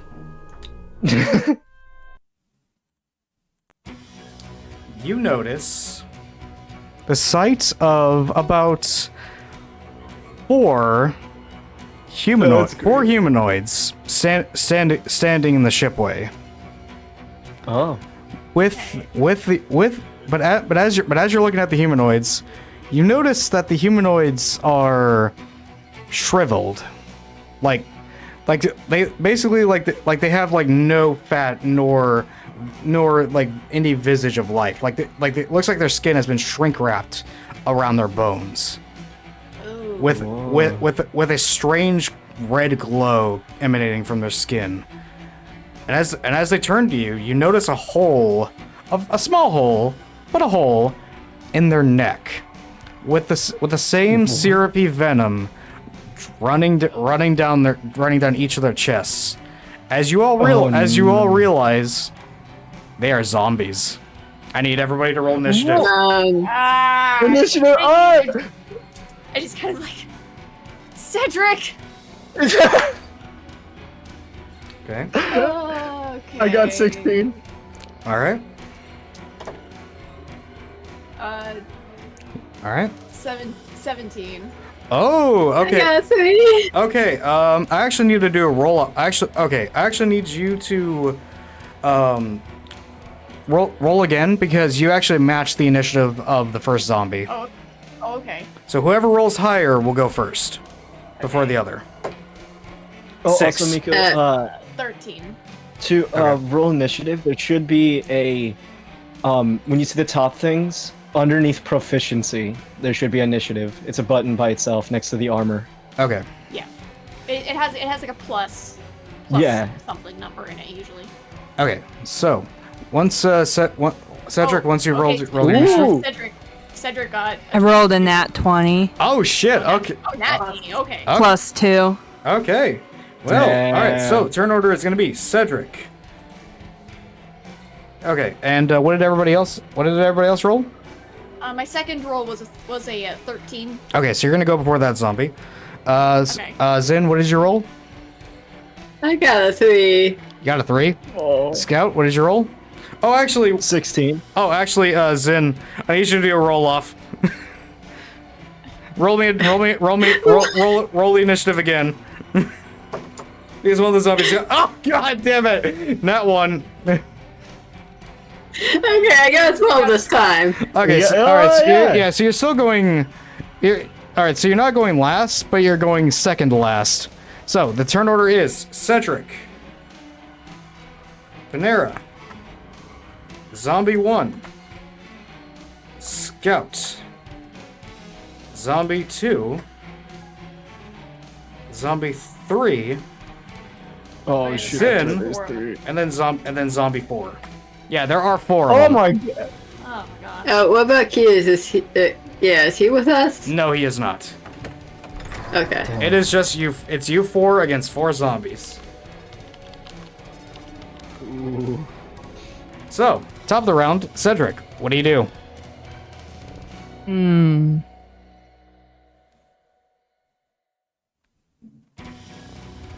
Let me guess. Eldritch Blast. I was gonna say it's all reliable. I mean, it's not a bad spell. Oh, it's a great spell. It is, yeah. I cast Sacred Flame. Ooh, okay, so that one requires a save. They're probably gonna fail this. They do. So they're gonna take full damage. Nice. Don't with the sacred flame. What doesn't that also do? Since it's radiant damage, right? It is radiant damage. Doesn't that do extra versus undead? Yes, it does. Yeah. I So rolled a 7. 7 plus the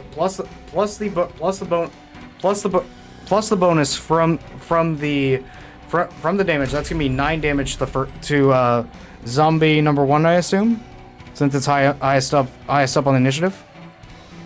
Mm. Yes. Okay.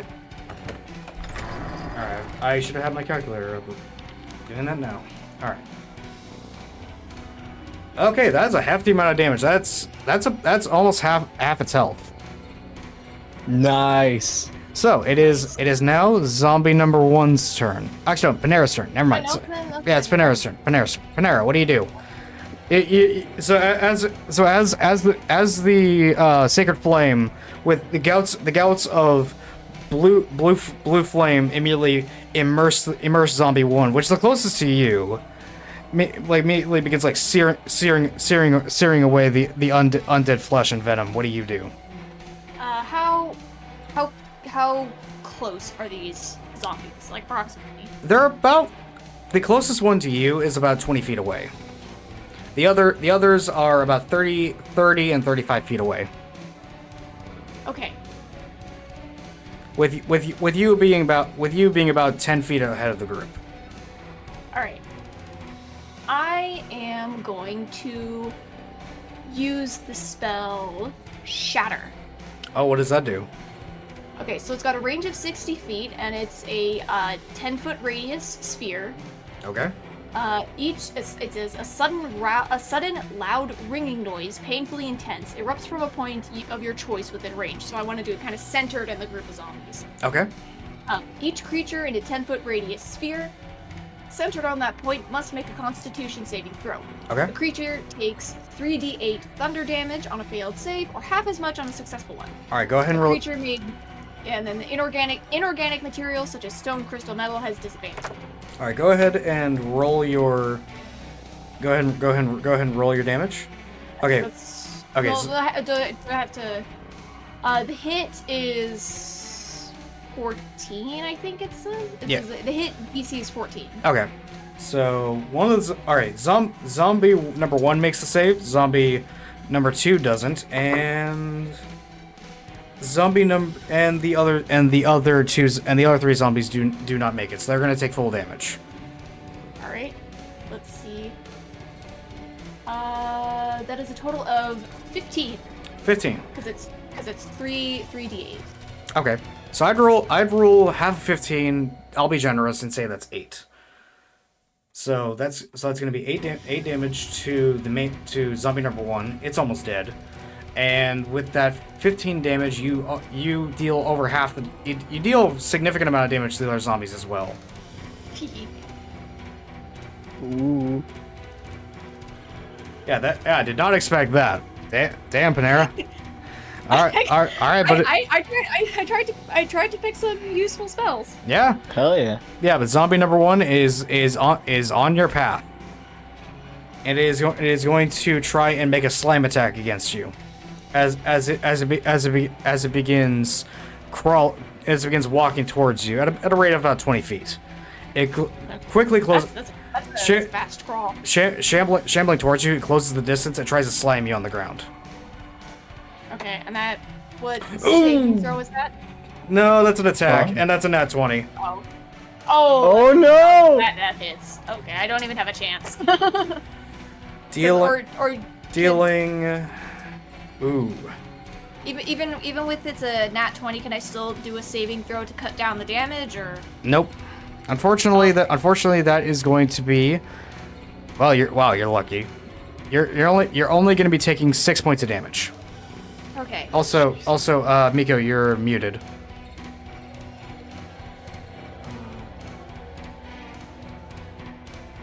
All right, but next up on the initiative is Scout. Scout, what do you do?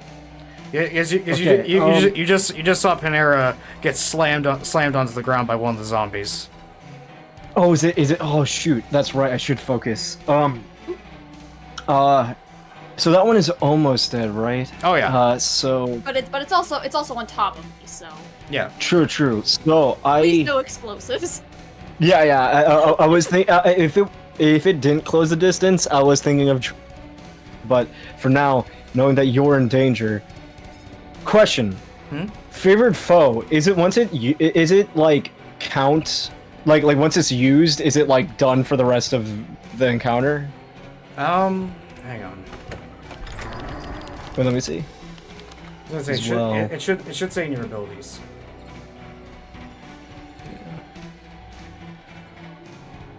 Okay, so, all right. So basically, let's see here. First time you use. Oh, it says one use. Yeah, so it's one use. 2 out of 2. One use, but you can use it a number of times equal to your proficiency bonus. Ah, I see. So 2. Yeah, and it just deals extra damage. And by the way, is your Draconic companion out and in the fight? Yup. And is there a way I can quickly figure out a weakness, even though I can assume one? But I want to make sure. I was gonna say I remember. I was gonna say your creature it still has the same like breath bone. It still gives the same Draconic bonus as you had last time, which was fire damage.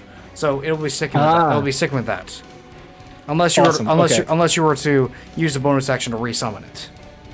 Ah, I see. No. I'll stick with that. That's right. That's how that works. Okay, good to know.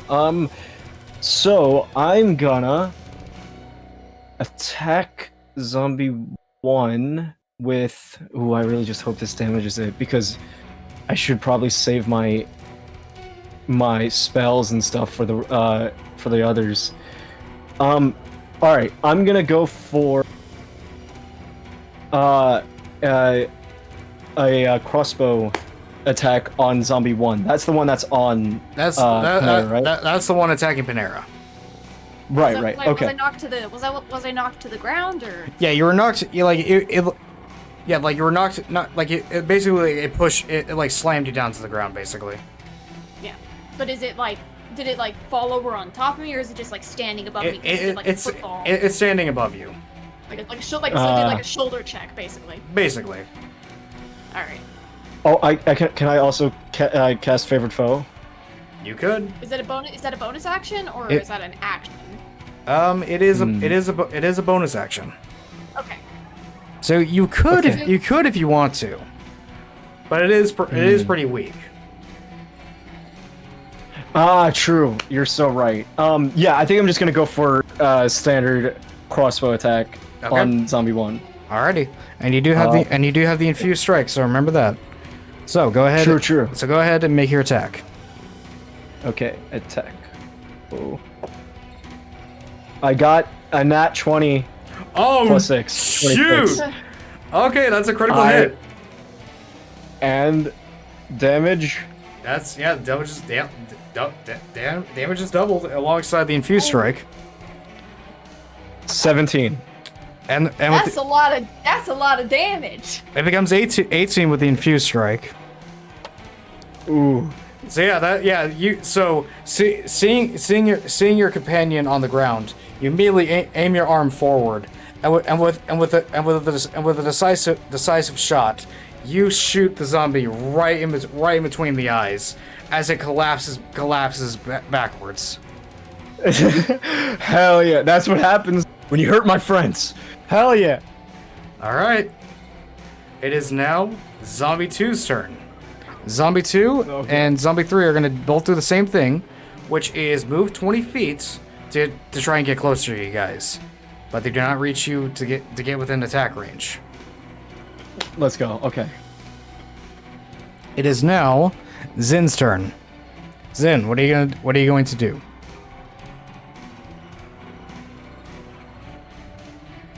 So just to clarify, because I don't think I heard it. Zombie 1. Zombie 1 Is that dead? Zombie 1 is dead.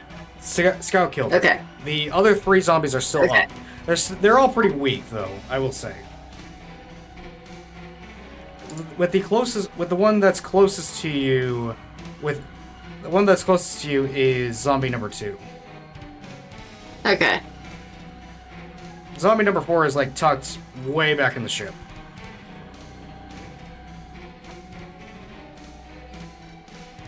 Okay, so then. Yes.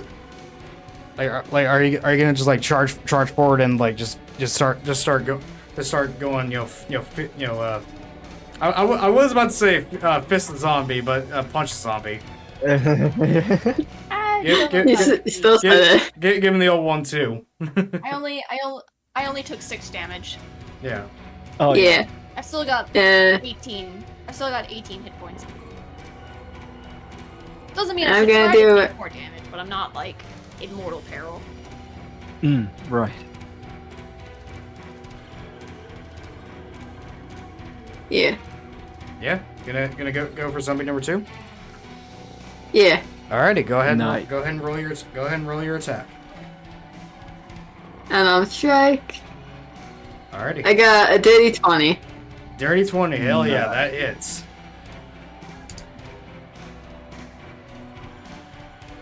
For 6 damage. It survives just barely. You wanna go? Ooh. And I should say, as a monk, you do have an attack you can do as a. You have a secondary strike you can do as a bonus action, without spending key points. Ooh. So you want to follow up that attack? Six it. You want to follow up that attack with another one? Yeah. Alrighty, go ahead. Nice.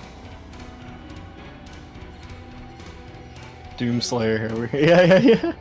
You did I got a 10 to hit. That hits. Nice. They don't really have good AC. With 3 for the damage. So, like the Doomslayer, you charge forward at the zombie, initially punching it in the chest, caving the chest in, but as I need to stop my dad's calling me. as it staggers back, you notice that it's still moving and well, not alive, but still standing. So you follow it up with a fist right in its skull. Cracking and exploding it like a pinata. Hell Yeah. yeah, Zin. Hell yeah, Zin. It is So hype. It is now zombie number 4's turn, and zombie number 4 is is just gonna start shambling out and is now outside of the ship. Oh, I see. Yeah, he still took damage like the rest of them. It is now top of the initiative. It is Cedric's turn. Cedric, what are you going to do? I cast Sacred Flame again. Okay, on which one? Because currently Zombie 3 and Zombie 4 are up.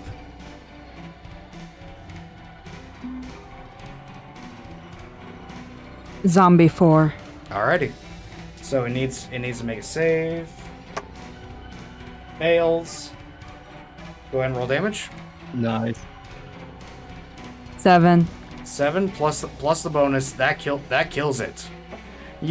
So Nice. with casting forth a gout of blue flame, the flames hit the zombie in the upper half of its body as the flames begin to eat away at the rotten and foul form of the zombie. As the upper half of the torso is dissolved by sacred fire. Oh my god, nice. And Pisces, We're on cleanup duty. And Pisces, are you back or shall I? I'm here. All right, you're here. All right, cool. It is up. It is now your turn. There is one zombie left. All right. Well, the only other damaging spell or ability that does not require me to get in melee range is my breath weapon. You're gonna go So for your. how close is the fourth zombie? It's about 15 feet away from you. Okay. Well, that's literally just in range of the breath weapon. So it's that's a 15-foot cone. Yep. I'm And assuming. it is a I'm assuming it's a dex save. yes, it's a dex save. DC. This is DC 12. Okay, and it fails with a whopping 0. Oh my god. All right, so let's roll for damage on that. That is an 8. All right, what is your breath weapon? Thunder. Thunder. So So- seeing You want to know what I do? what do you do? Fus Rota! God damn it. Because thunder is explosive sound, so As you say, Poos Roda, god damn it. God damn it! Wait, what happened? I lost connection. Ah! I used Fus Roda.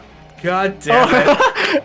You watch as the zombie is exploded as a wave of thunderous sound issues forth and absolutely explodes the zombie into undead salsa. Although it's not blood that explodes with, it's more of the venom. Ooh. What is that thing in Skyrim? I heard that Ulfric Stormflow killed the High King with his voice. Oh my god. I'm sorry, I could not resist. Oh my god. Oh, you got it. You gotta let it. Oh my god. You gotta let it happen. You gotta let it through. Yeah, you can't miss this opportunity. I ain't getting close to these things. Oh True. God, I am both proud and so annoyed right now. What a team. We got this is great. So before we continue, we're gonna go on a quick break because I need to. I need to take no, Miko. Cedric is not about to add zombie goop and Goop venom. So we'll be back. We'll be back in a bit.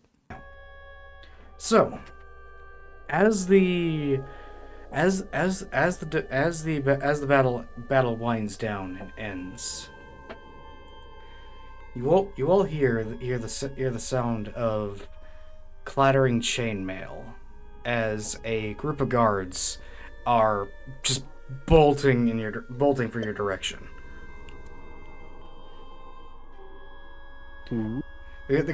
Cedric.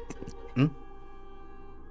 Cedric completely ignores them and starts gathering zombie goop and venom into vials. as you touch the venom, I need you to make me a Constitution saving throw. Oh? But he doesn't touch the venom. Oh, okay, never. All right. He holds the vial. Scooping it into the vial. Oh, okay. No, he holds the vial up to the wound. Oh, yeah, true. All right. It would just drip in. All right. Yeah. And yeah. drips it in. All right. As you're doing that, the guards run up to you guys and run up to the rest of you and goes, We were informed of the situation that a ship had crashed. You come to investigate, and the guard that was talking looks down with and his eyes widen immediately and goes, "Dear gods, zombies! What happened?" We did your job for you.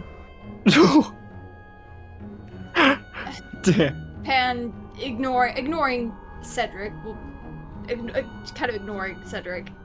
It's like we arrived to see if there were any survivors or anyone that needed help, and we found those. She gestures to where the zombies and the remains of zombies are, and then she kind of like. And actually, she would like notice Cedric like scooping the venom. She's like, "Don't touch that! You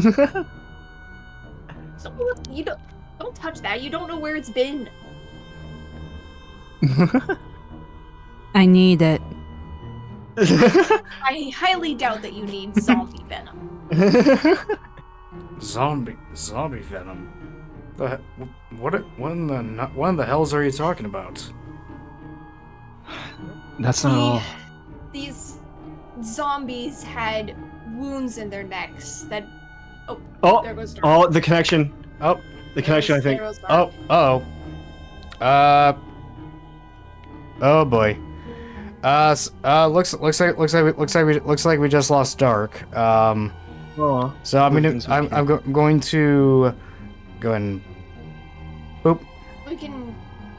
Yeah, we'll see if Dark will be able to reconnect. Yeah. Right. But anyways. Let me. Yeah. Anyways, the guard looks at you and goes, "What the hell do you mean, Venom? What is going on?" There's some type of venom that caused these people to become zombies. There was a wound, there was a puncture wound in their neck that it was dripping out of, that we could see. That is very, very confusing. Actually, can I use detect magic, or would the magic have faded when the zombies died? You could use detect magic. Okay. Yeah, is that I forget, is that a first level or a cantrip? It's a first level. I have a couple slots left. Okay. Shatter and warding wind Oh, are second welcome level back. spells. Welcome back, Dark. Oh, okay, there we go. Aha. Shatter Victor. and warding wind are second level spells. Alrighty. Well, so, alright, so singing a quick tune of Draconic Sight. You obviously you detect the ambient magic of the forest, but also you notice a distinct lack of magic from the venom. There is no magical properties in these venoms that you can tell. So it says you use your action to see a faint aura around any visible creature or object in the area that bears magic, and you learn its school of magic, if any. Yep, there is no school of magic. There is no school of magic, and nor there is any magic of any sort. Odd. I could have sworn that this was magic of some kind, but there's none. There's no magic. It's just the venom, whatever it could be. Interesting. I would highly recommend against touching it in any way, shape, or form. Of course, of course. Sorry, I don't know any of your names. You four who have been involved in the investigation, Headmaster Merle wishes to speak to you immediately. And Of course. Pan nods and also says, my name is Panera, Panera. and these are my companions, Cedric, Scout, and Zin. Gesturing Hello. to each of them. Hello. We'll handle the cleanup, and we'll send some. We'll have some of the ranger students check around the area, see if there are any other zombies. She nods. As for you four, as you all head to, I assume you guys are gonna go ahead and head to the headmaster. Yeah. Mm-hmm. Got a lot to report.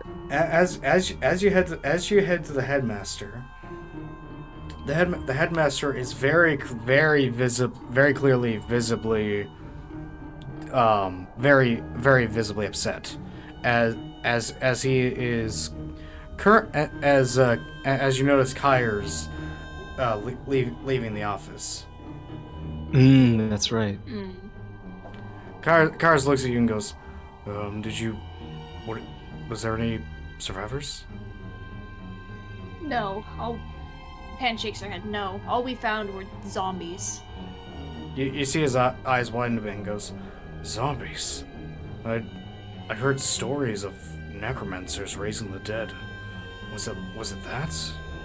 She shakes her head. There was no magic. They only had some odd venom from a wound on their neck. But there was no magic. How peculiar. You should make sure to tell the headmaster. She nods. Good. And you watch as he saunters off. Heading as you guys end up in the office of Merle Rivaros. Merle looks at you all and goes, please explain what happened. What was the sequence of events? Pan kind of looks between the four of them before realizing that, she's probably going to be the one doing all the talking. Okay. And then she starts to explain. We were in the market and we heard screaming. We looked up to see these two ships crashing down. We saw the one land at the academy, so we headed there first. I was able to put out the fires on the ship, but there were no survivors. Only the Drakkonus claw marks, and well, she kind of gestures at the. Because I assume there's still some dried blood on her clothes, right? Yeah. Right. She kind of gestures at the drying or dried blood on her clothes.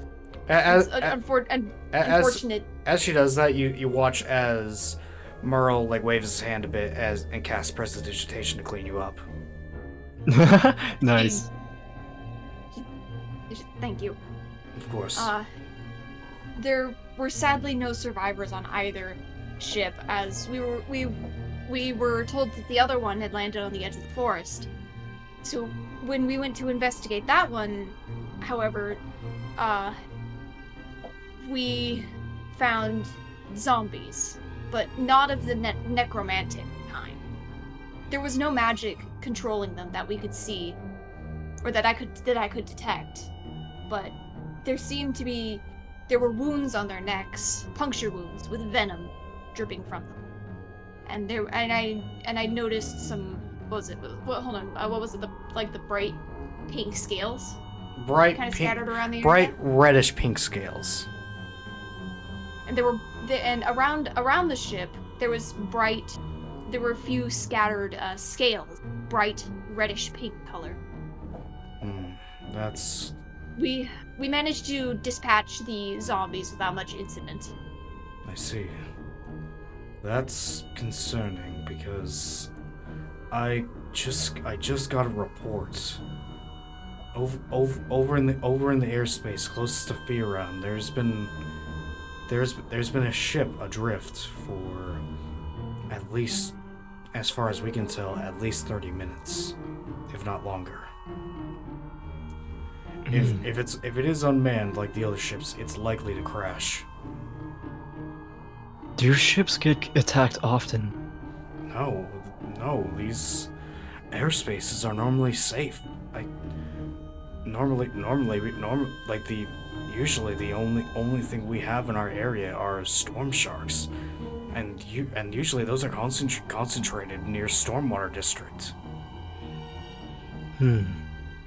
So this creature, it's new. Pan was able to. Was it Pan or Cedric who identified it as a wyvern?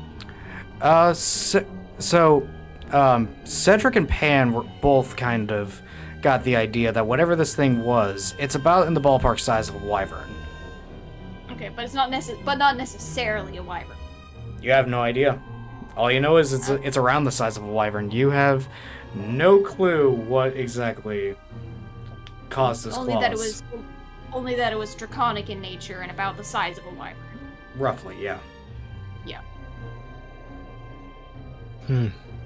From what I could, and Pan is gonna relay this information.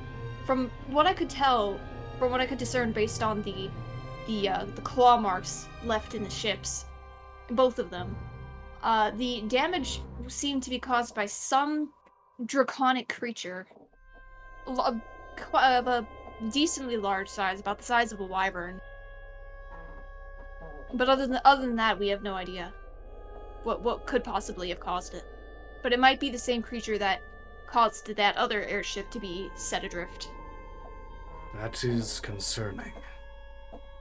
Very concerning. Have you encountered anything like this before?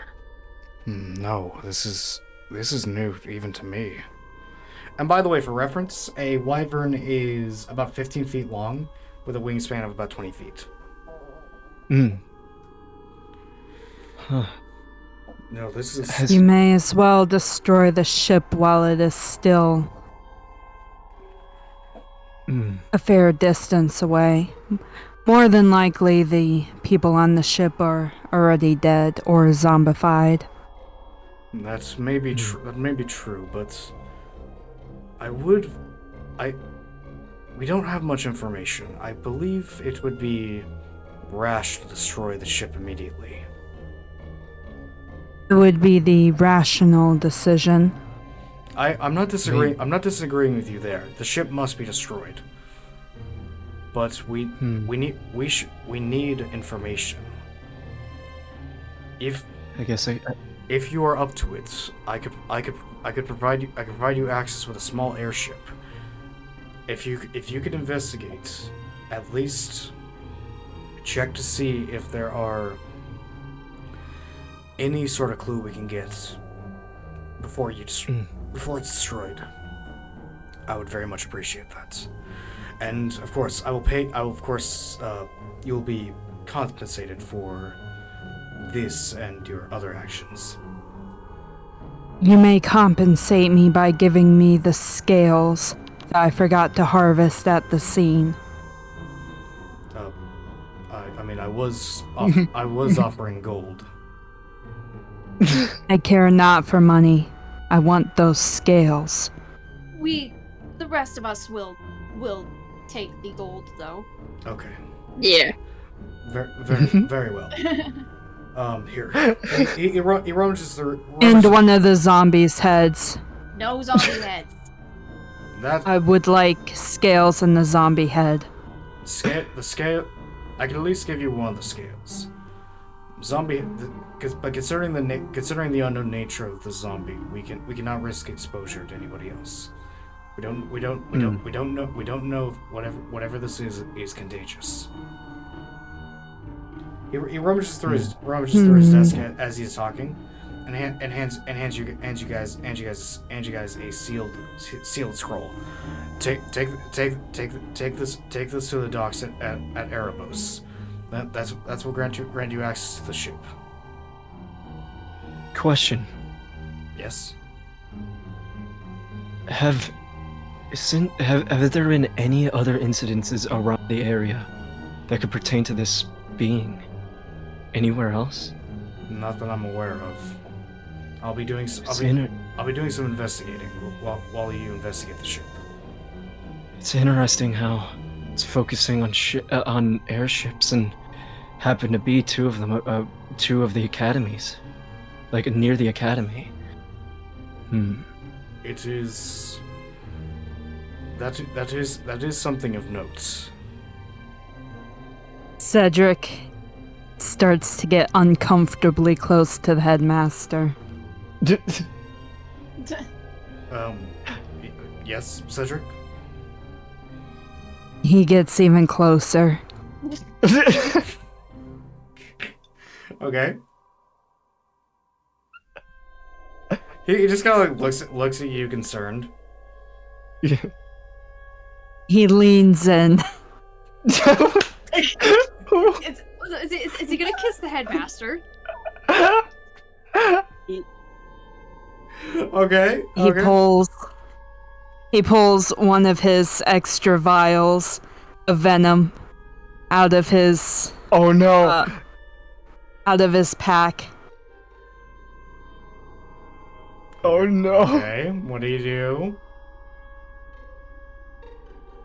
I managed to acquire this while it was still fresh. I That's believe it may be of some use to you. Whoa! Of course. He offers a hand. and then Pan is gonna clarify what was in the vial. That's the venom that was dripping from the puncture wounds from the zombies. I would handle it with extreme caution. Right. Cedric looks at the hand with minor confusion and then places his hand in the headmaster's hand. No, I meant the vial, Cedric.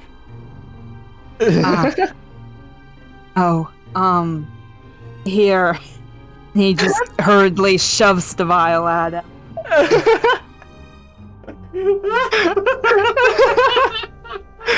It's completely like dangerous item. Look, it's just like. Oh my god!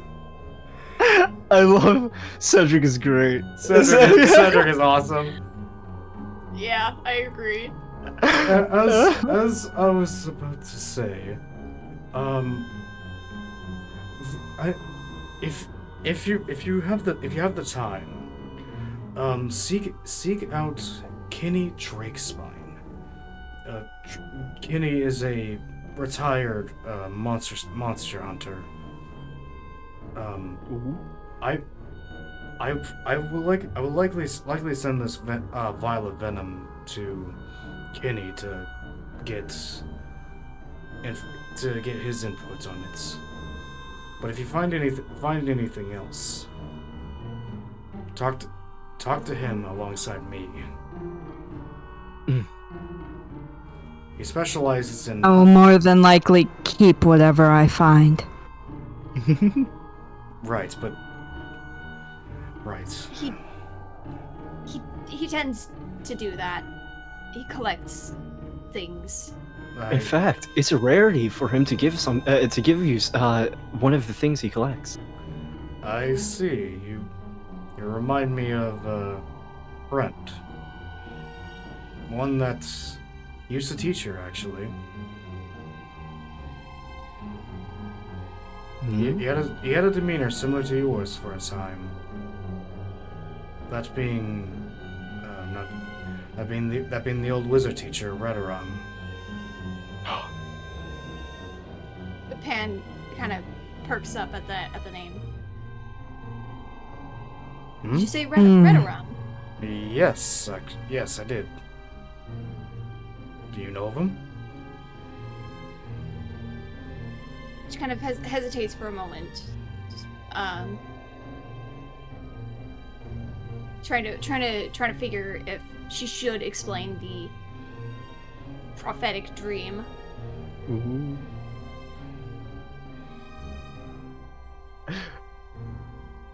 I'm trying to think. Yeah, Sorry. It's okay. It's okay. Oh no, take your time. Yeah, no, this session has been very, very fun. Yeah, and With- choice heavy. Yeah, there's been some choices here. Choices here already. It's like Cedric giving something from his collection. I'm like, yeah. He only gave it away because he has another vial of it. Ah, I see. I was about to say, I was legitimately about to be like, with Scout being like, I could get you another one or something like that. Yeah, he has 2 vials of zombie goop and an extra vial of the venom. Nice. I think Pan is going to decide against mentioning Ooh. the dream for now. Okay. She wants to understand more of the situation before she tries to involve too many others. Ooh. So she's the name really came up when I was researching more about the school's history. That's all. I was just curious. I see. Hmm. Yes. Yeah. He used to. He had a habit of shrinking shrinking monsters, and he kept a collection of shrunken creatures in jars. Hmm. We still use the preserved bodies for research, actually. Ah. And I have some. No, it is property of the Academy.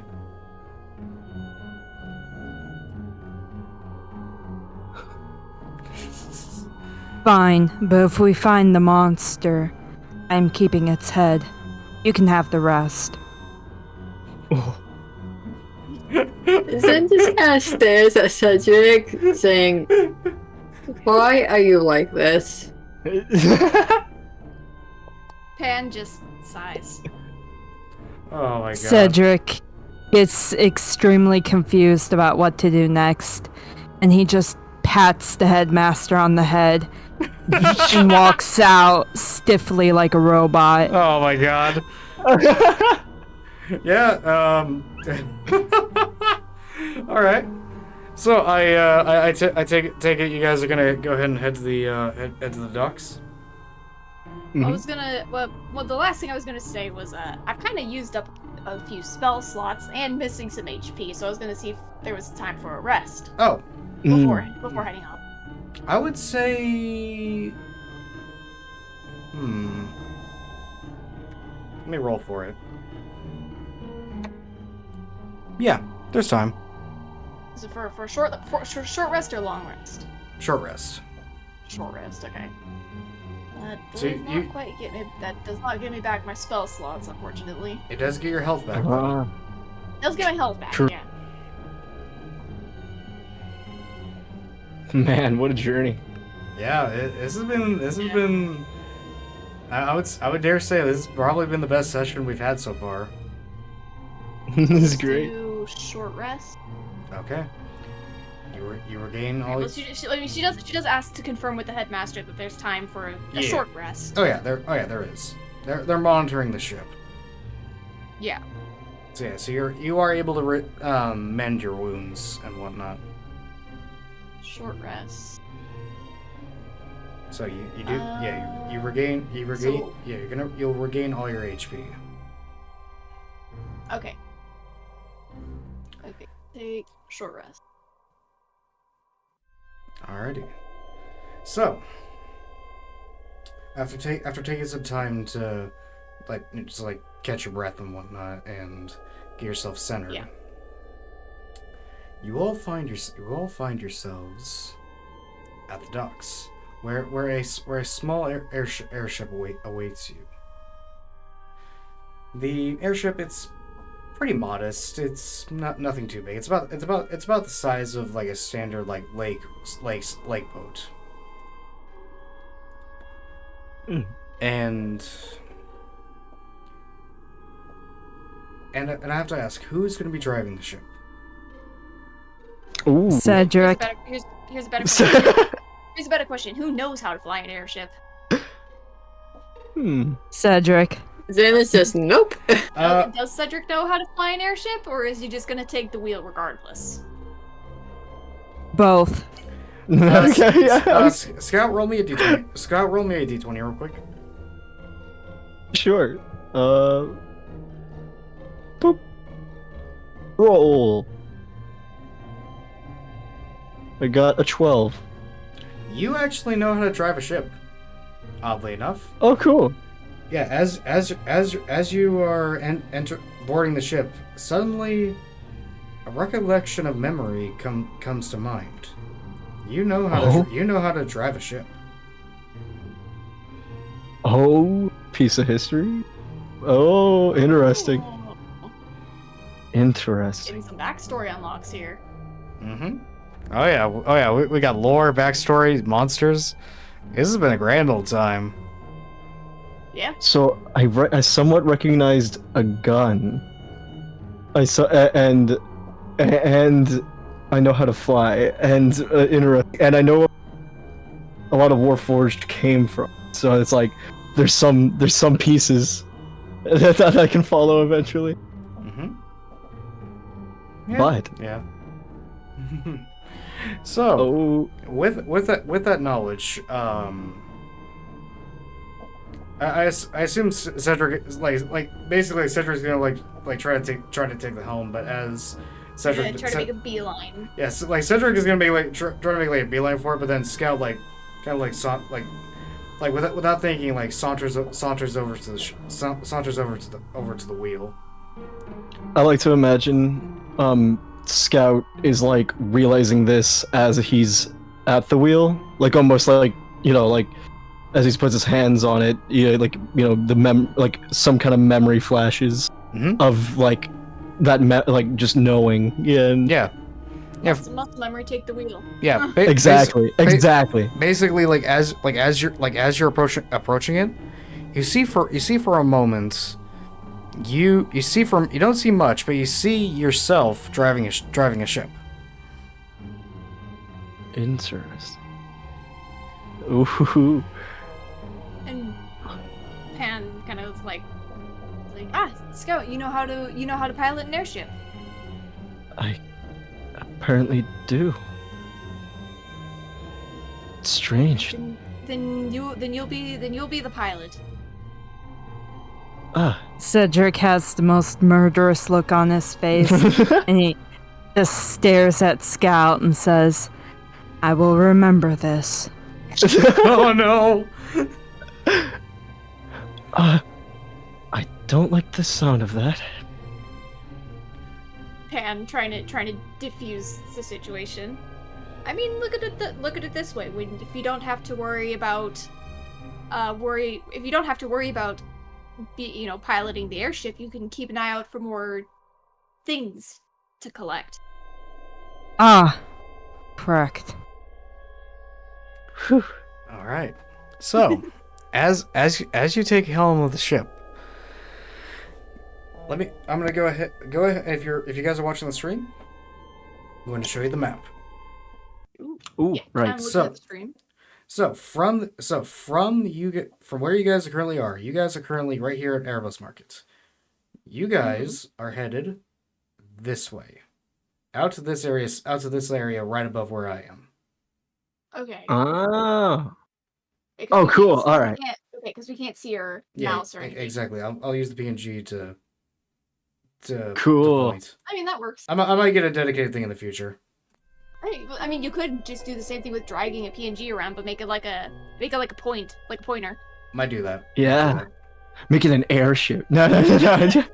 I'll keep that in mind. So,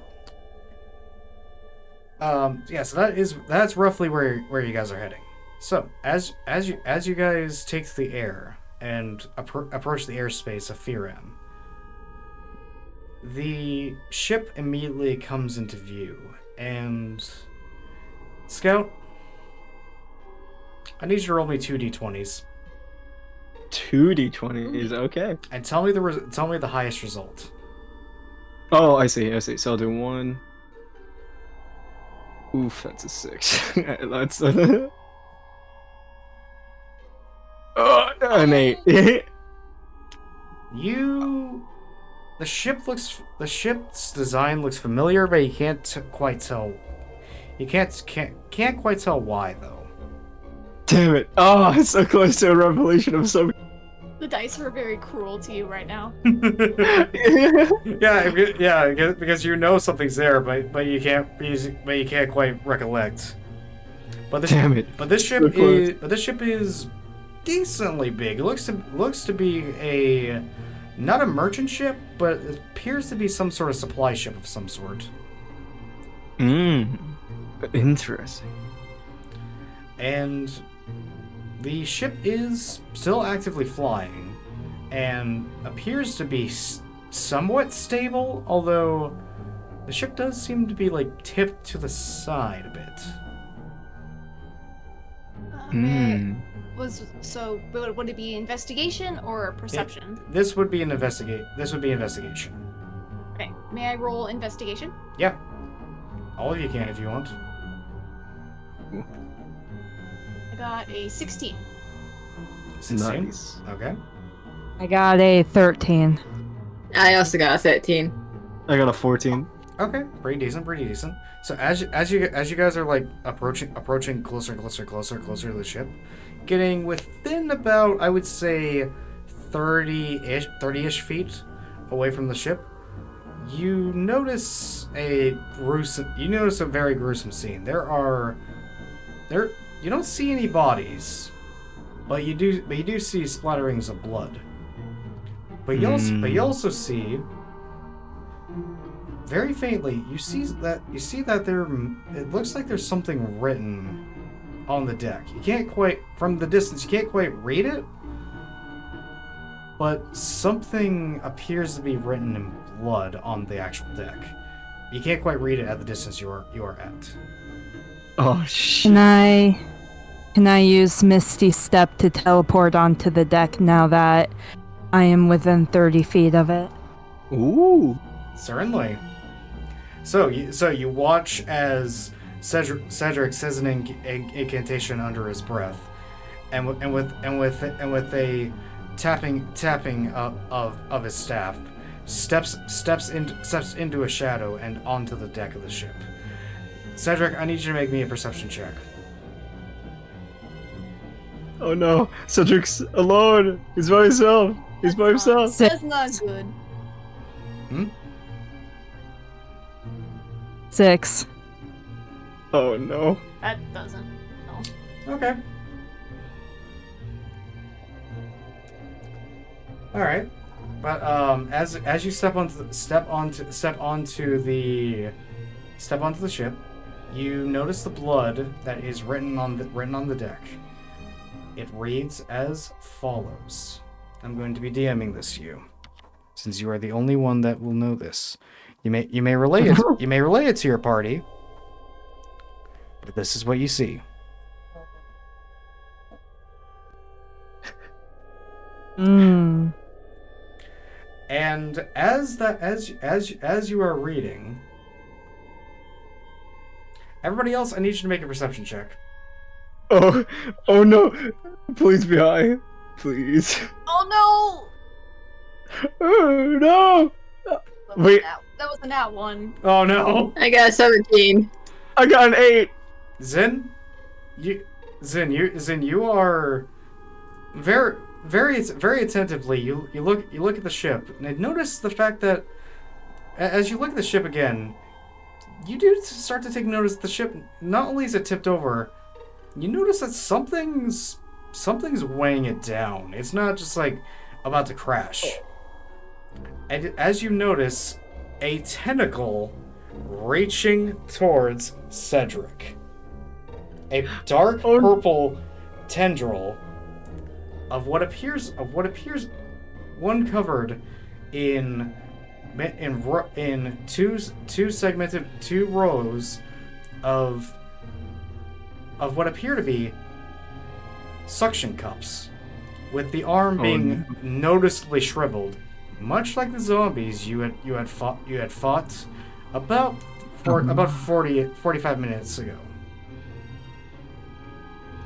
Cedric, get the heck out of there! Yeah. Oh. Cedric, as you are reading that, you hear the sound of Zin calling out to you as a tentacle swings on you. I cast Misty Step to get back on the other airship. Ooh. And unfortunately, before you do cast Misty Step, you are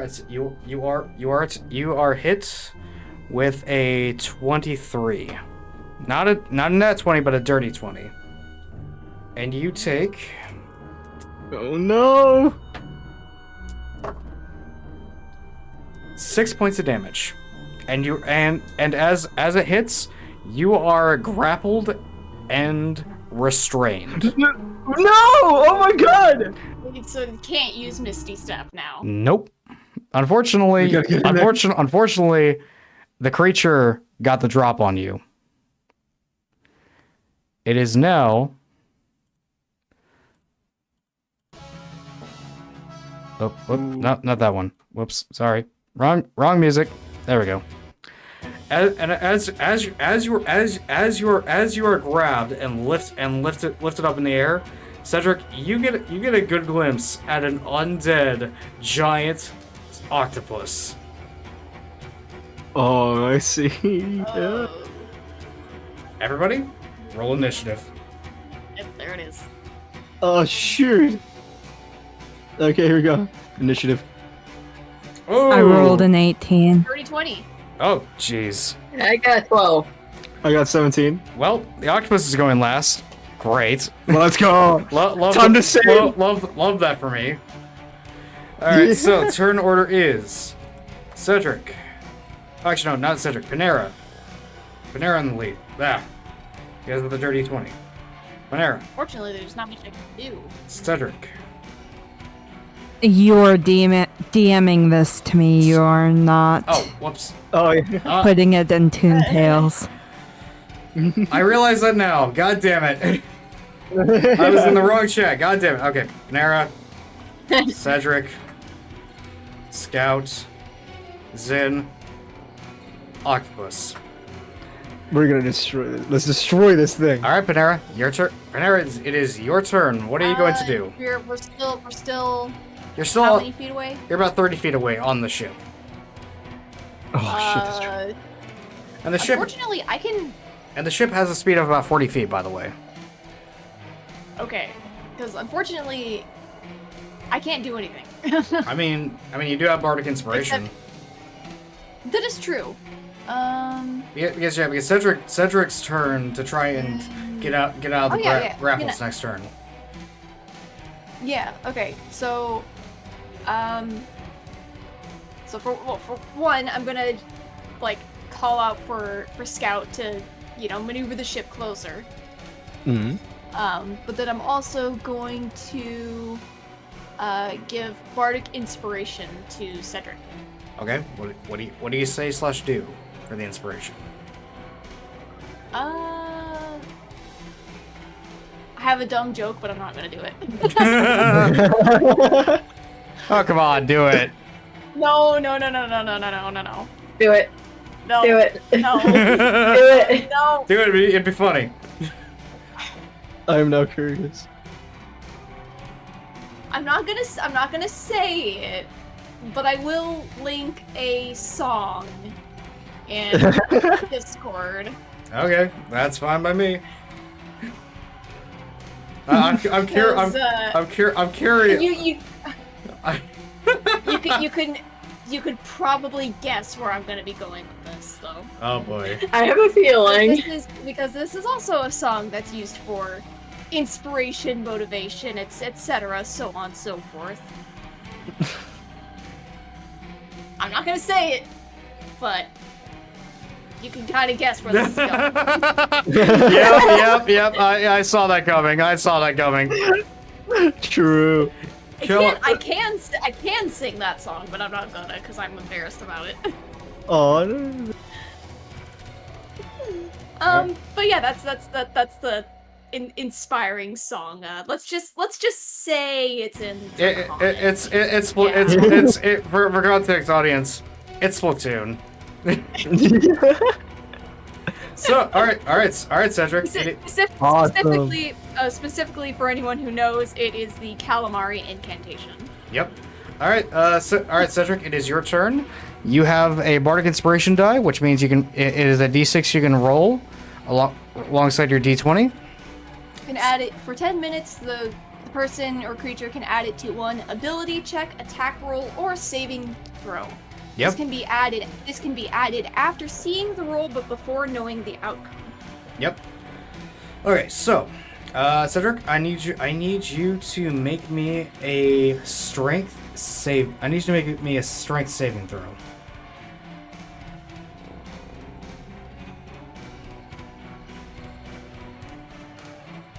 I rolled a 1. Oh no! No! Oh no! Even with the bardic inspiration die, that's not gonna help you. Yeah, I would not apply the inspiration die to that. All right. Well, you are restrained, and well, unfortunately, a lot of your spells are somatic. So unfortunately, there's not really much you can do. Damn. Other than hope you can get out of that. It is now Scout's turn. Scout, what are you gonna do? Well, I can't do too much, except am I in range to take a shot? You are within range to take a shot. You could get the ship closer. True. Does that take a turn? It'll take And movement. Cedric. Hmm? And Cedric yell out at Scout. Yeah. What are you going to yell out? Use the explosives. Oh my god! But that's such a risk. That is a big risk. So is being in the tendrils of a giant octopus. True. Can I aim it like? So like Cedric's being grabbed, right? And so I Yeah. can aim it like as far away as I can, but still hitting the body. You could it's obscured behind the ship. You'd have to go around to see the main body to get a good shot at it. Which you could do using the ship's movement. Okay. So doing that, I still have I can still take a shot. Yeah, you can still take a shot. All right, I'm gonna do it. All right. So moving the ship around where the octopus is. You guys get a good look at this thing, and you notice about 8-ish puncture wounds at the very top of its body, with the ooze coming out of it. Ooh, interesting. Ooh. Also, can I use favorite foe with this attack? You could. I'm gonna do that. Yeah. Alrighty, and I feel like we're gonna need that extra damage. Oh yeah, anything extra you can do, it is advisable. So with the infused strike and the favorite foe, that's gonna be, if you hit, that's gonna be 1d10 plus the potential from the explosives, and 1d4 and 1d6. You could deal a lot of damage here. So I still do a normal. Yeah. So you roll Okay. your see if he hits. All right, here we go. Using the explosive. 9 plus 6, 15. Oh, that hits. Oh! All right, roll your base damage. I need to roll a dexterity save. Fails, so I was gonna take the extra d6 of explosive damage. Okay, so I got 3 damage. Three damage. Three damage for the arrow. Yeah. Okay. With the infused strike, and the explosive, and the favorite foe, that's gonna be an extra 6 points of damage, dealing 9 points of damage to the undead octopus. Whew.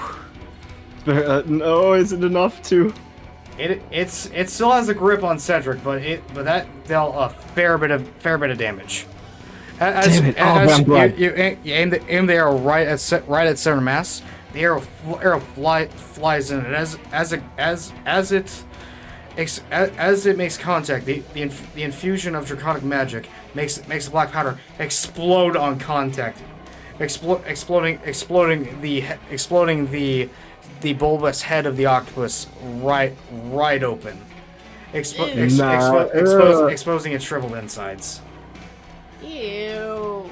It And yes, that is Pan's reaction. She just, ew. it is now Zin's turn. Zin, what are you going to do?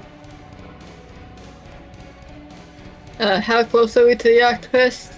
I would say you're about 20-ish feet away.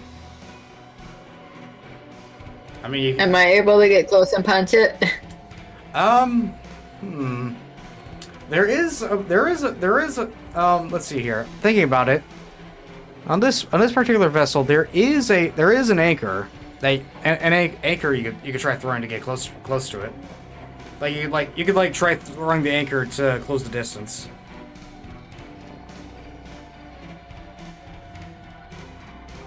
You know what? I'm gonna try it. All right, Zin's gonna try it. All right, go ahead and make an unarmed strike against the ship with your anchor.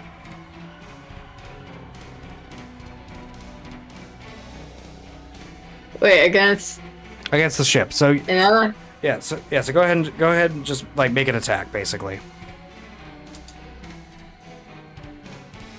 Or you could, 9. 9? Yeah. Unfortunately, that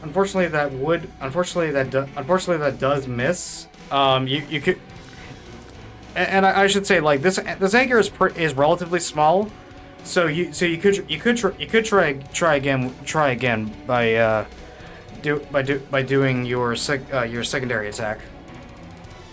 Yeah. Okay, go ahead.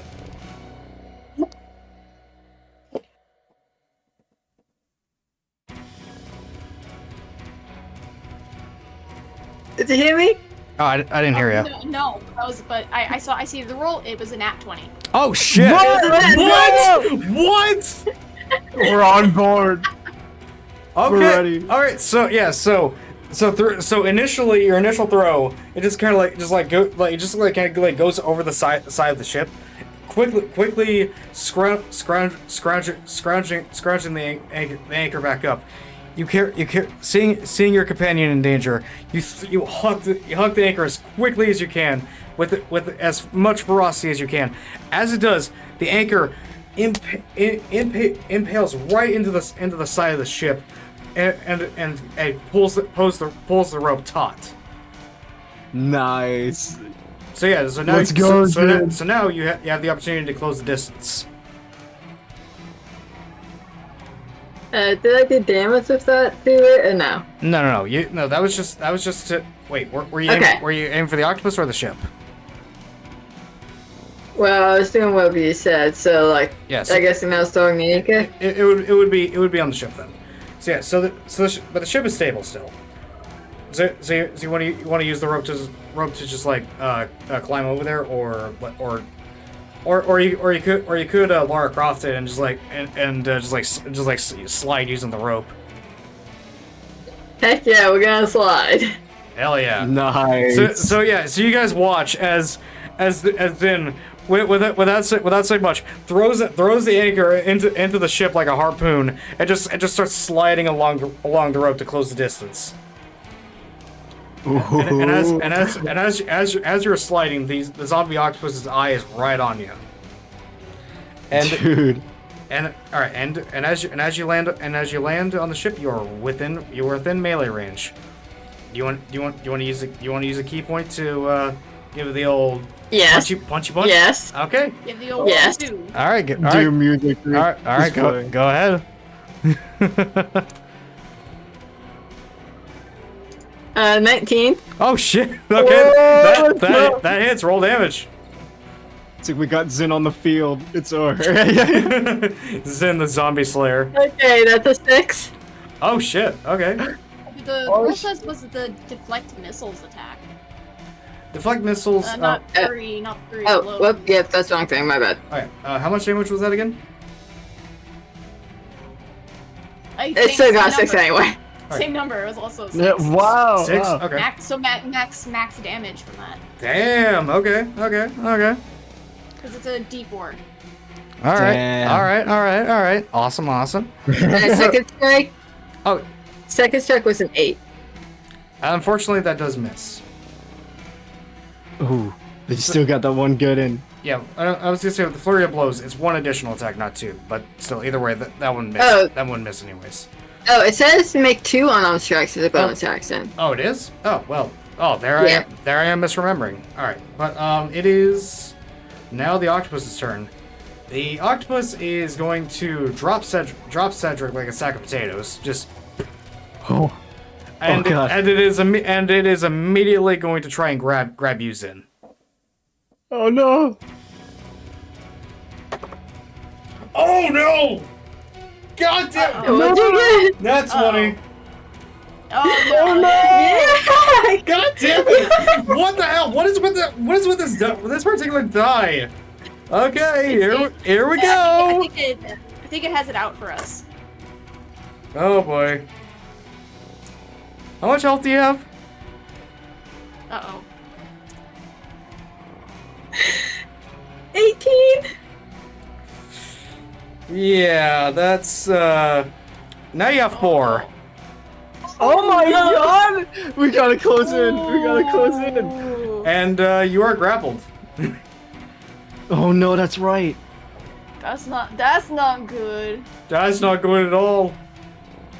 That's really not good. But I will say the octopus is looking worse for wear. It is now top of the order, Panera.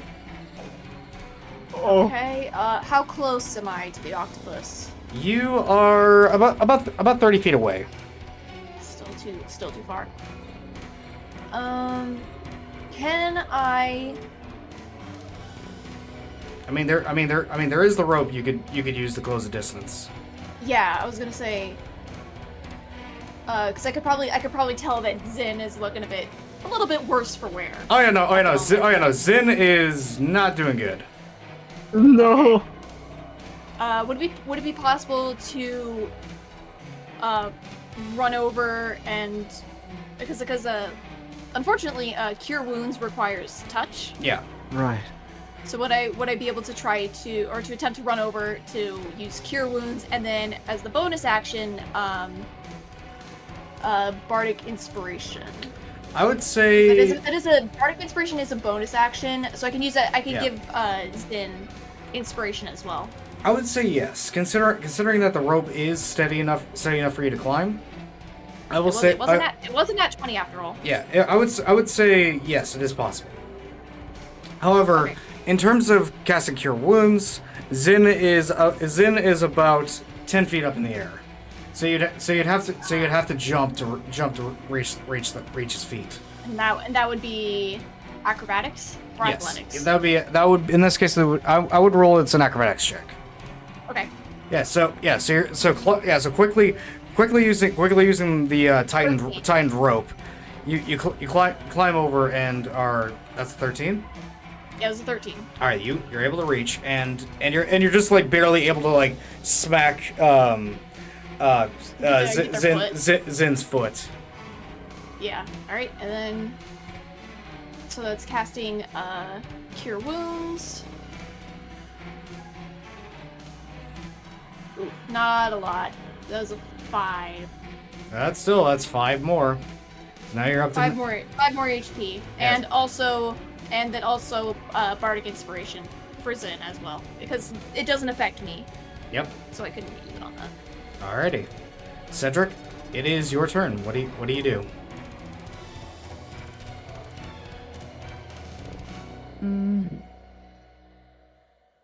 Cedric casts Sacred Flame.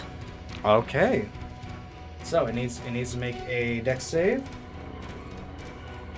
and it is undead as well. It fails, so it is going to take full damage. Let's go. And with the 7. 7. Okay.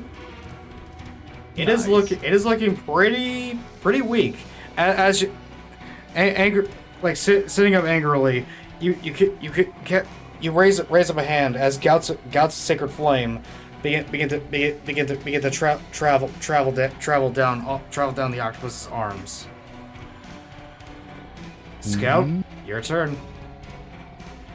I could. Am I still angled at the back? Yeah. If there's a potential, you may or may not be able to kill it here. But is Zin free? Zin is currently in its grip. But still being held above the deck. Yes. Damn. Okay. So.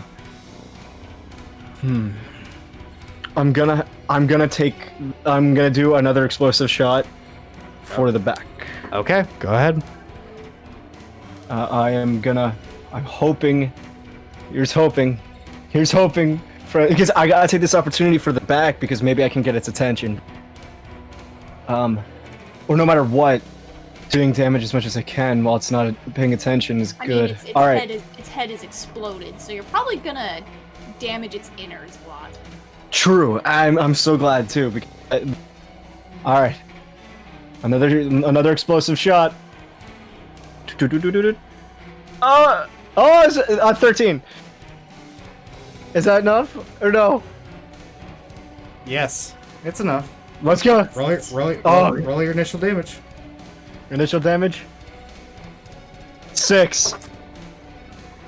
And in combination with the infused strike and the favorite foe, you deal a total of 16 points of damage. Scout, how do you want to do this? Let's go! Oh, aiming right at this at the center of like this exploded skull. I can see. I focus. The scout focuses his shot. They don't really have skulls. It's just. Yeah, it's just an amorphous mass, but still, nonetheless, aiming center. Oh yeah, you know what I mean. Yeah. Yeah, I still got the point. Sorry, I'm just. I was just being pedantic. Oh yeah, wait, what did I say? My brain. You said skull. You said skull. Oh yeah, you know what I It's mean. got Oh, no skull. bones. You're right. My brain. But yeah, aim for the opening. Yeah, no, right. Focusing my shot, and lets it loose. Okay. As you do, it's right into the center of the undead octopus's body, exploding it all across the airspace of the Sea of Light, as the tentacle that was holding Zin explodes free of the body, and Zin lands right on the deck. As the tentacle goes flying over the ship and into the void. I was about to say, if needed, I can try to catch them, because I was right nearby. Oh yeah. Oh dang! There goes the tentacle. I bet Cedric would have liked it. yeah. Every bit of the octopus is gone. There's probably just goo. Yep. Yeah. Just like scraps of shriveled flesh. True. 8 more. Cedric starts putting these scraps of shriveled flesh into a vial. Okay. Yes.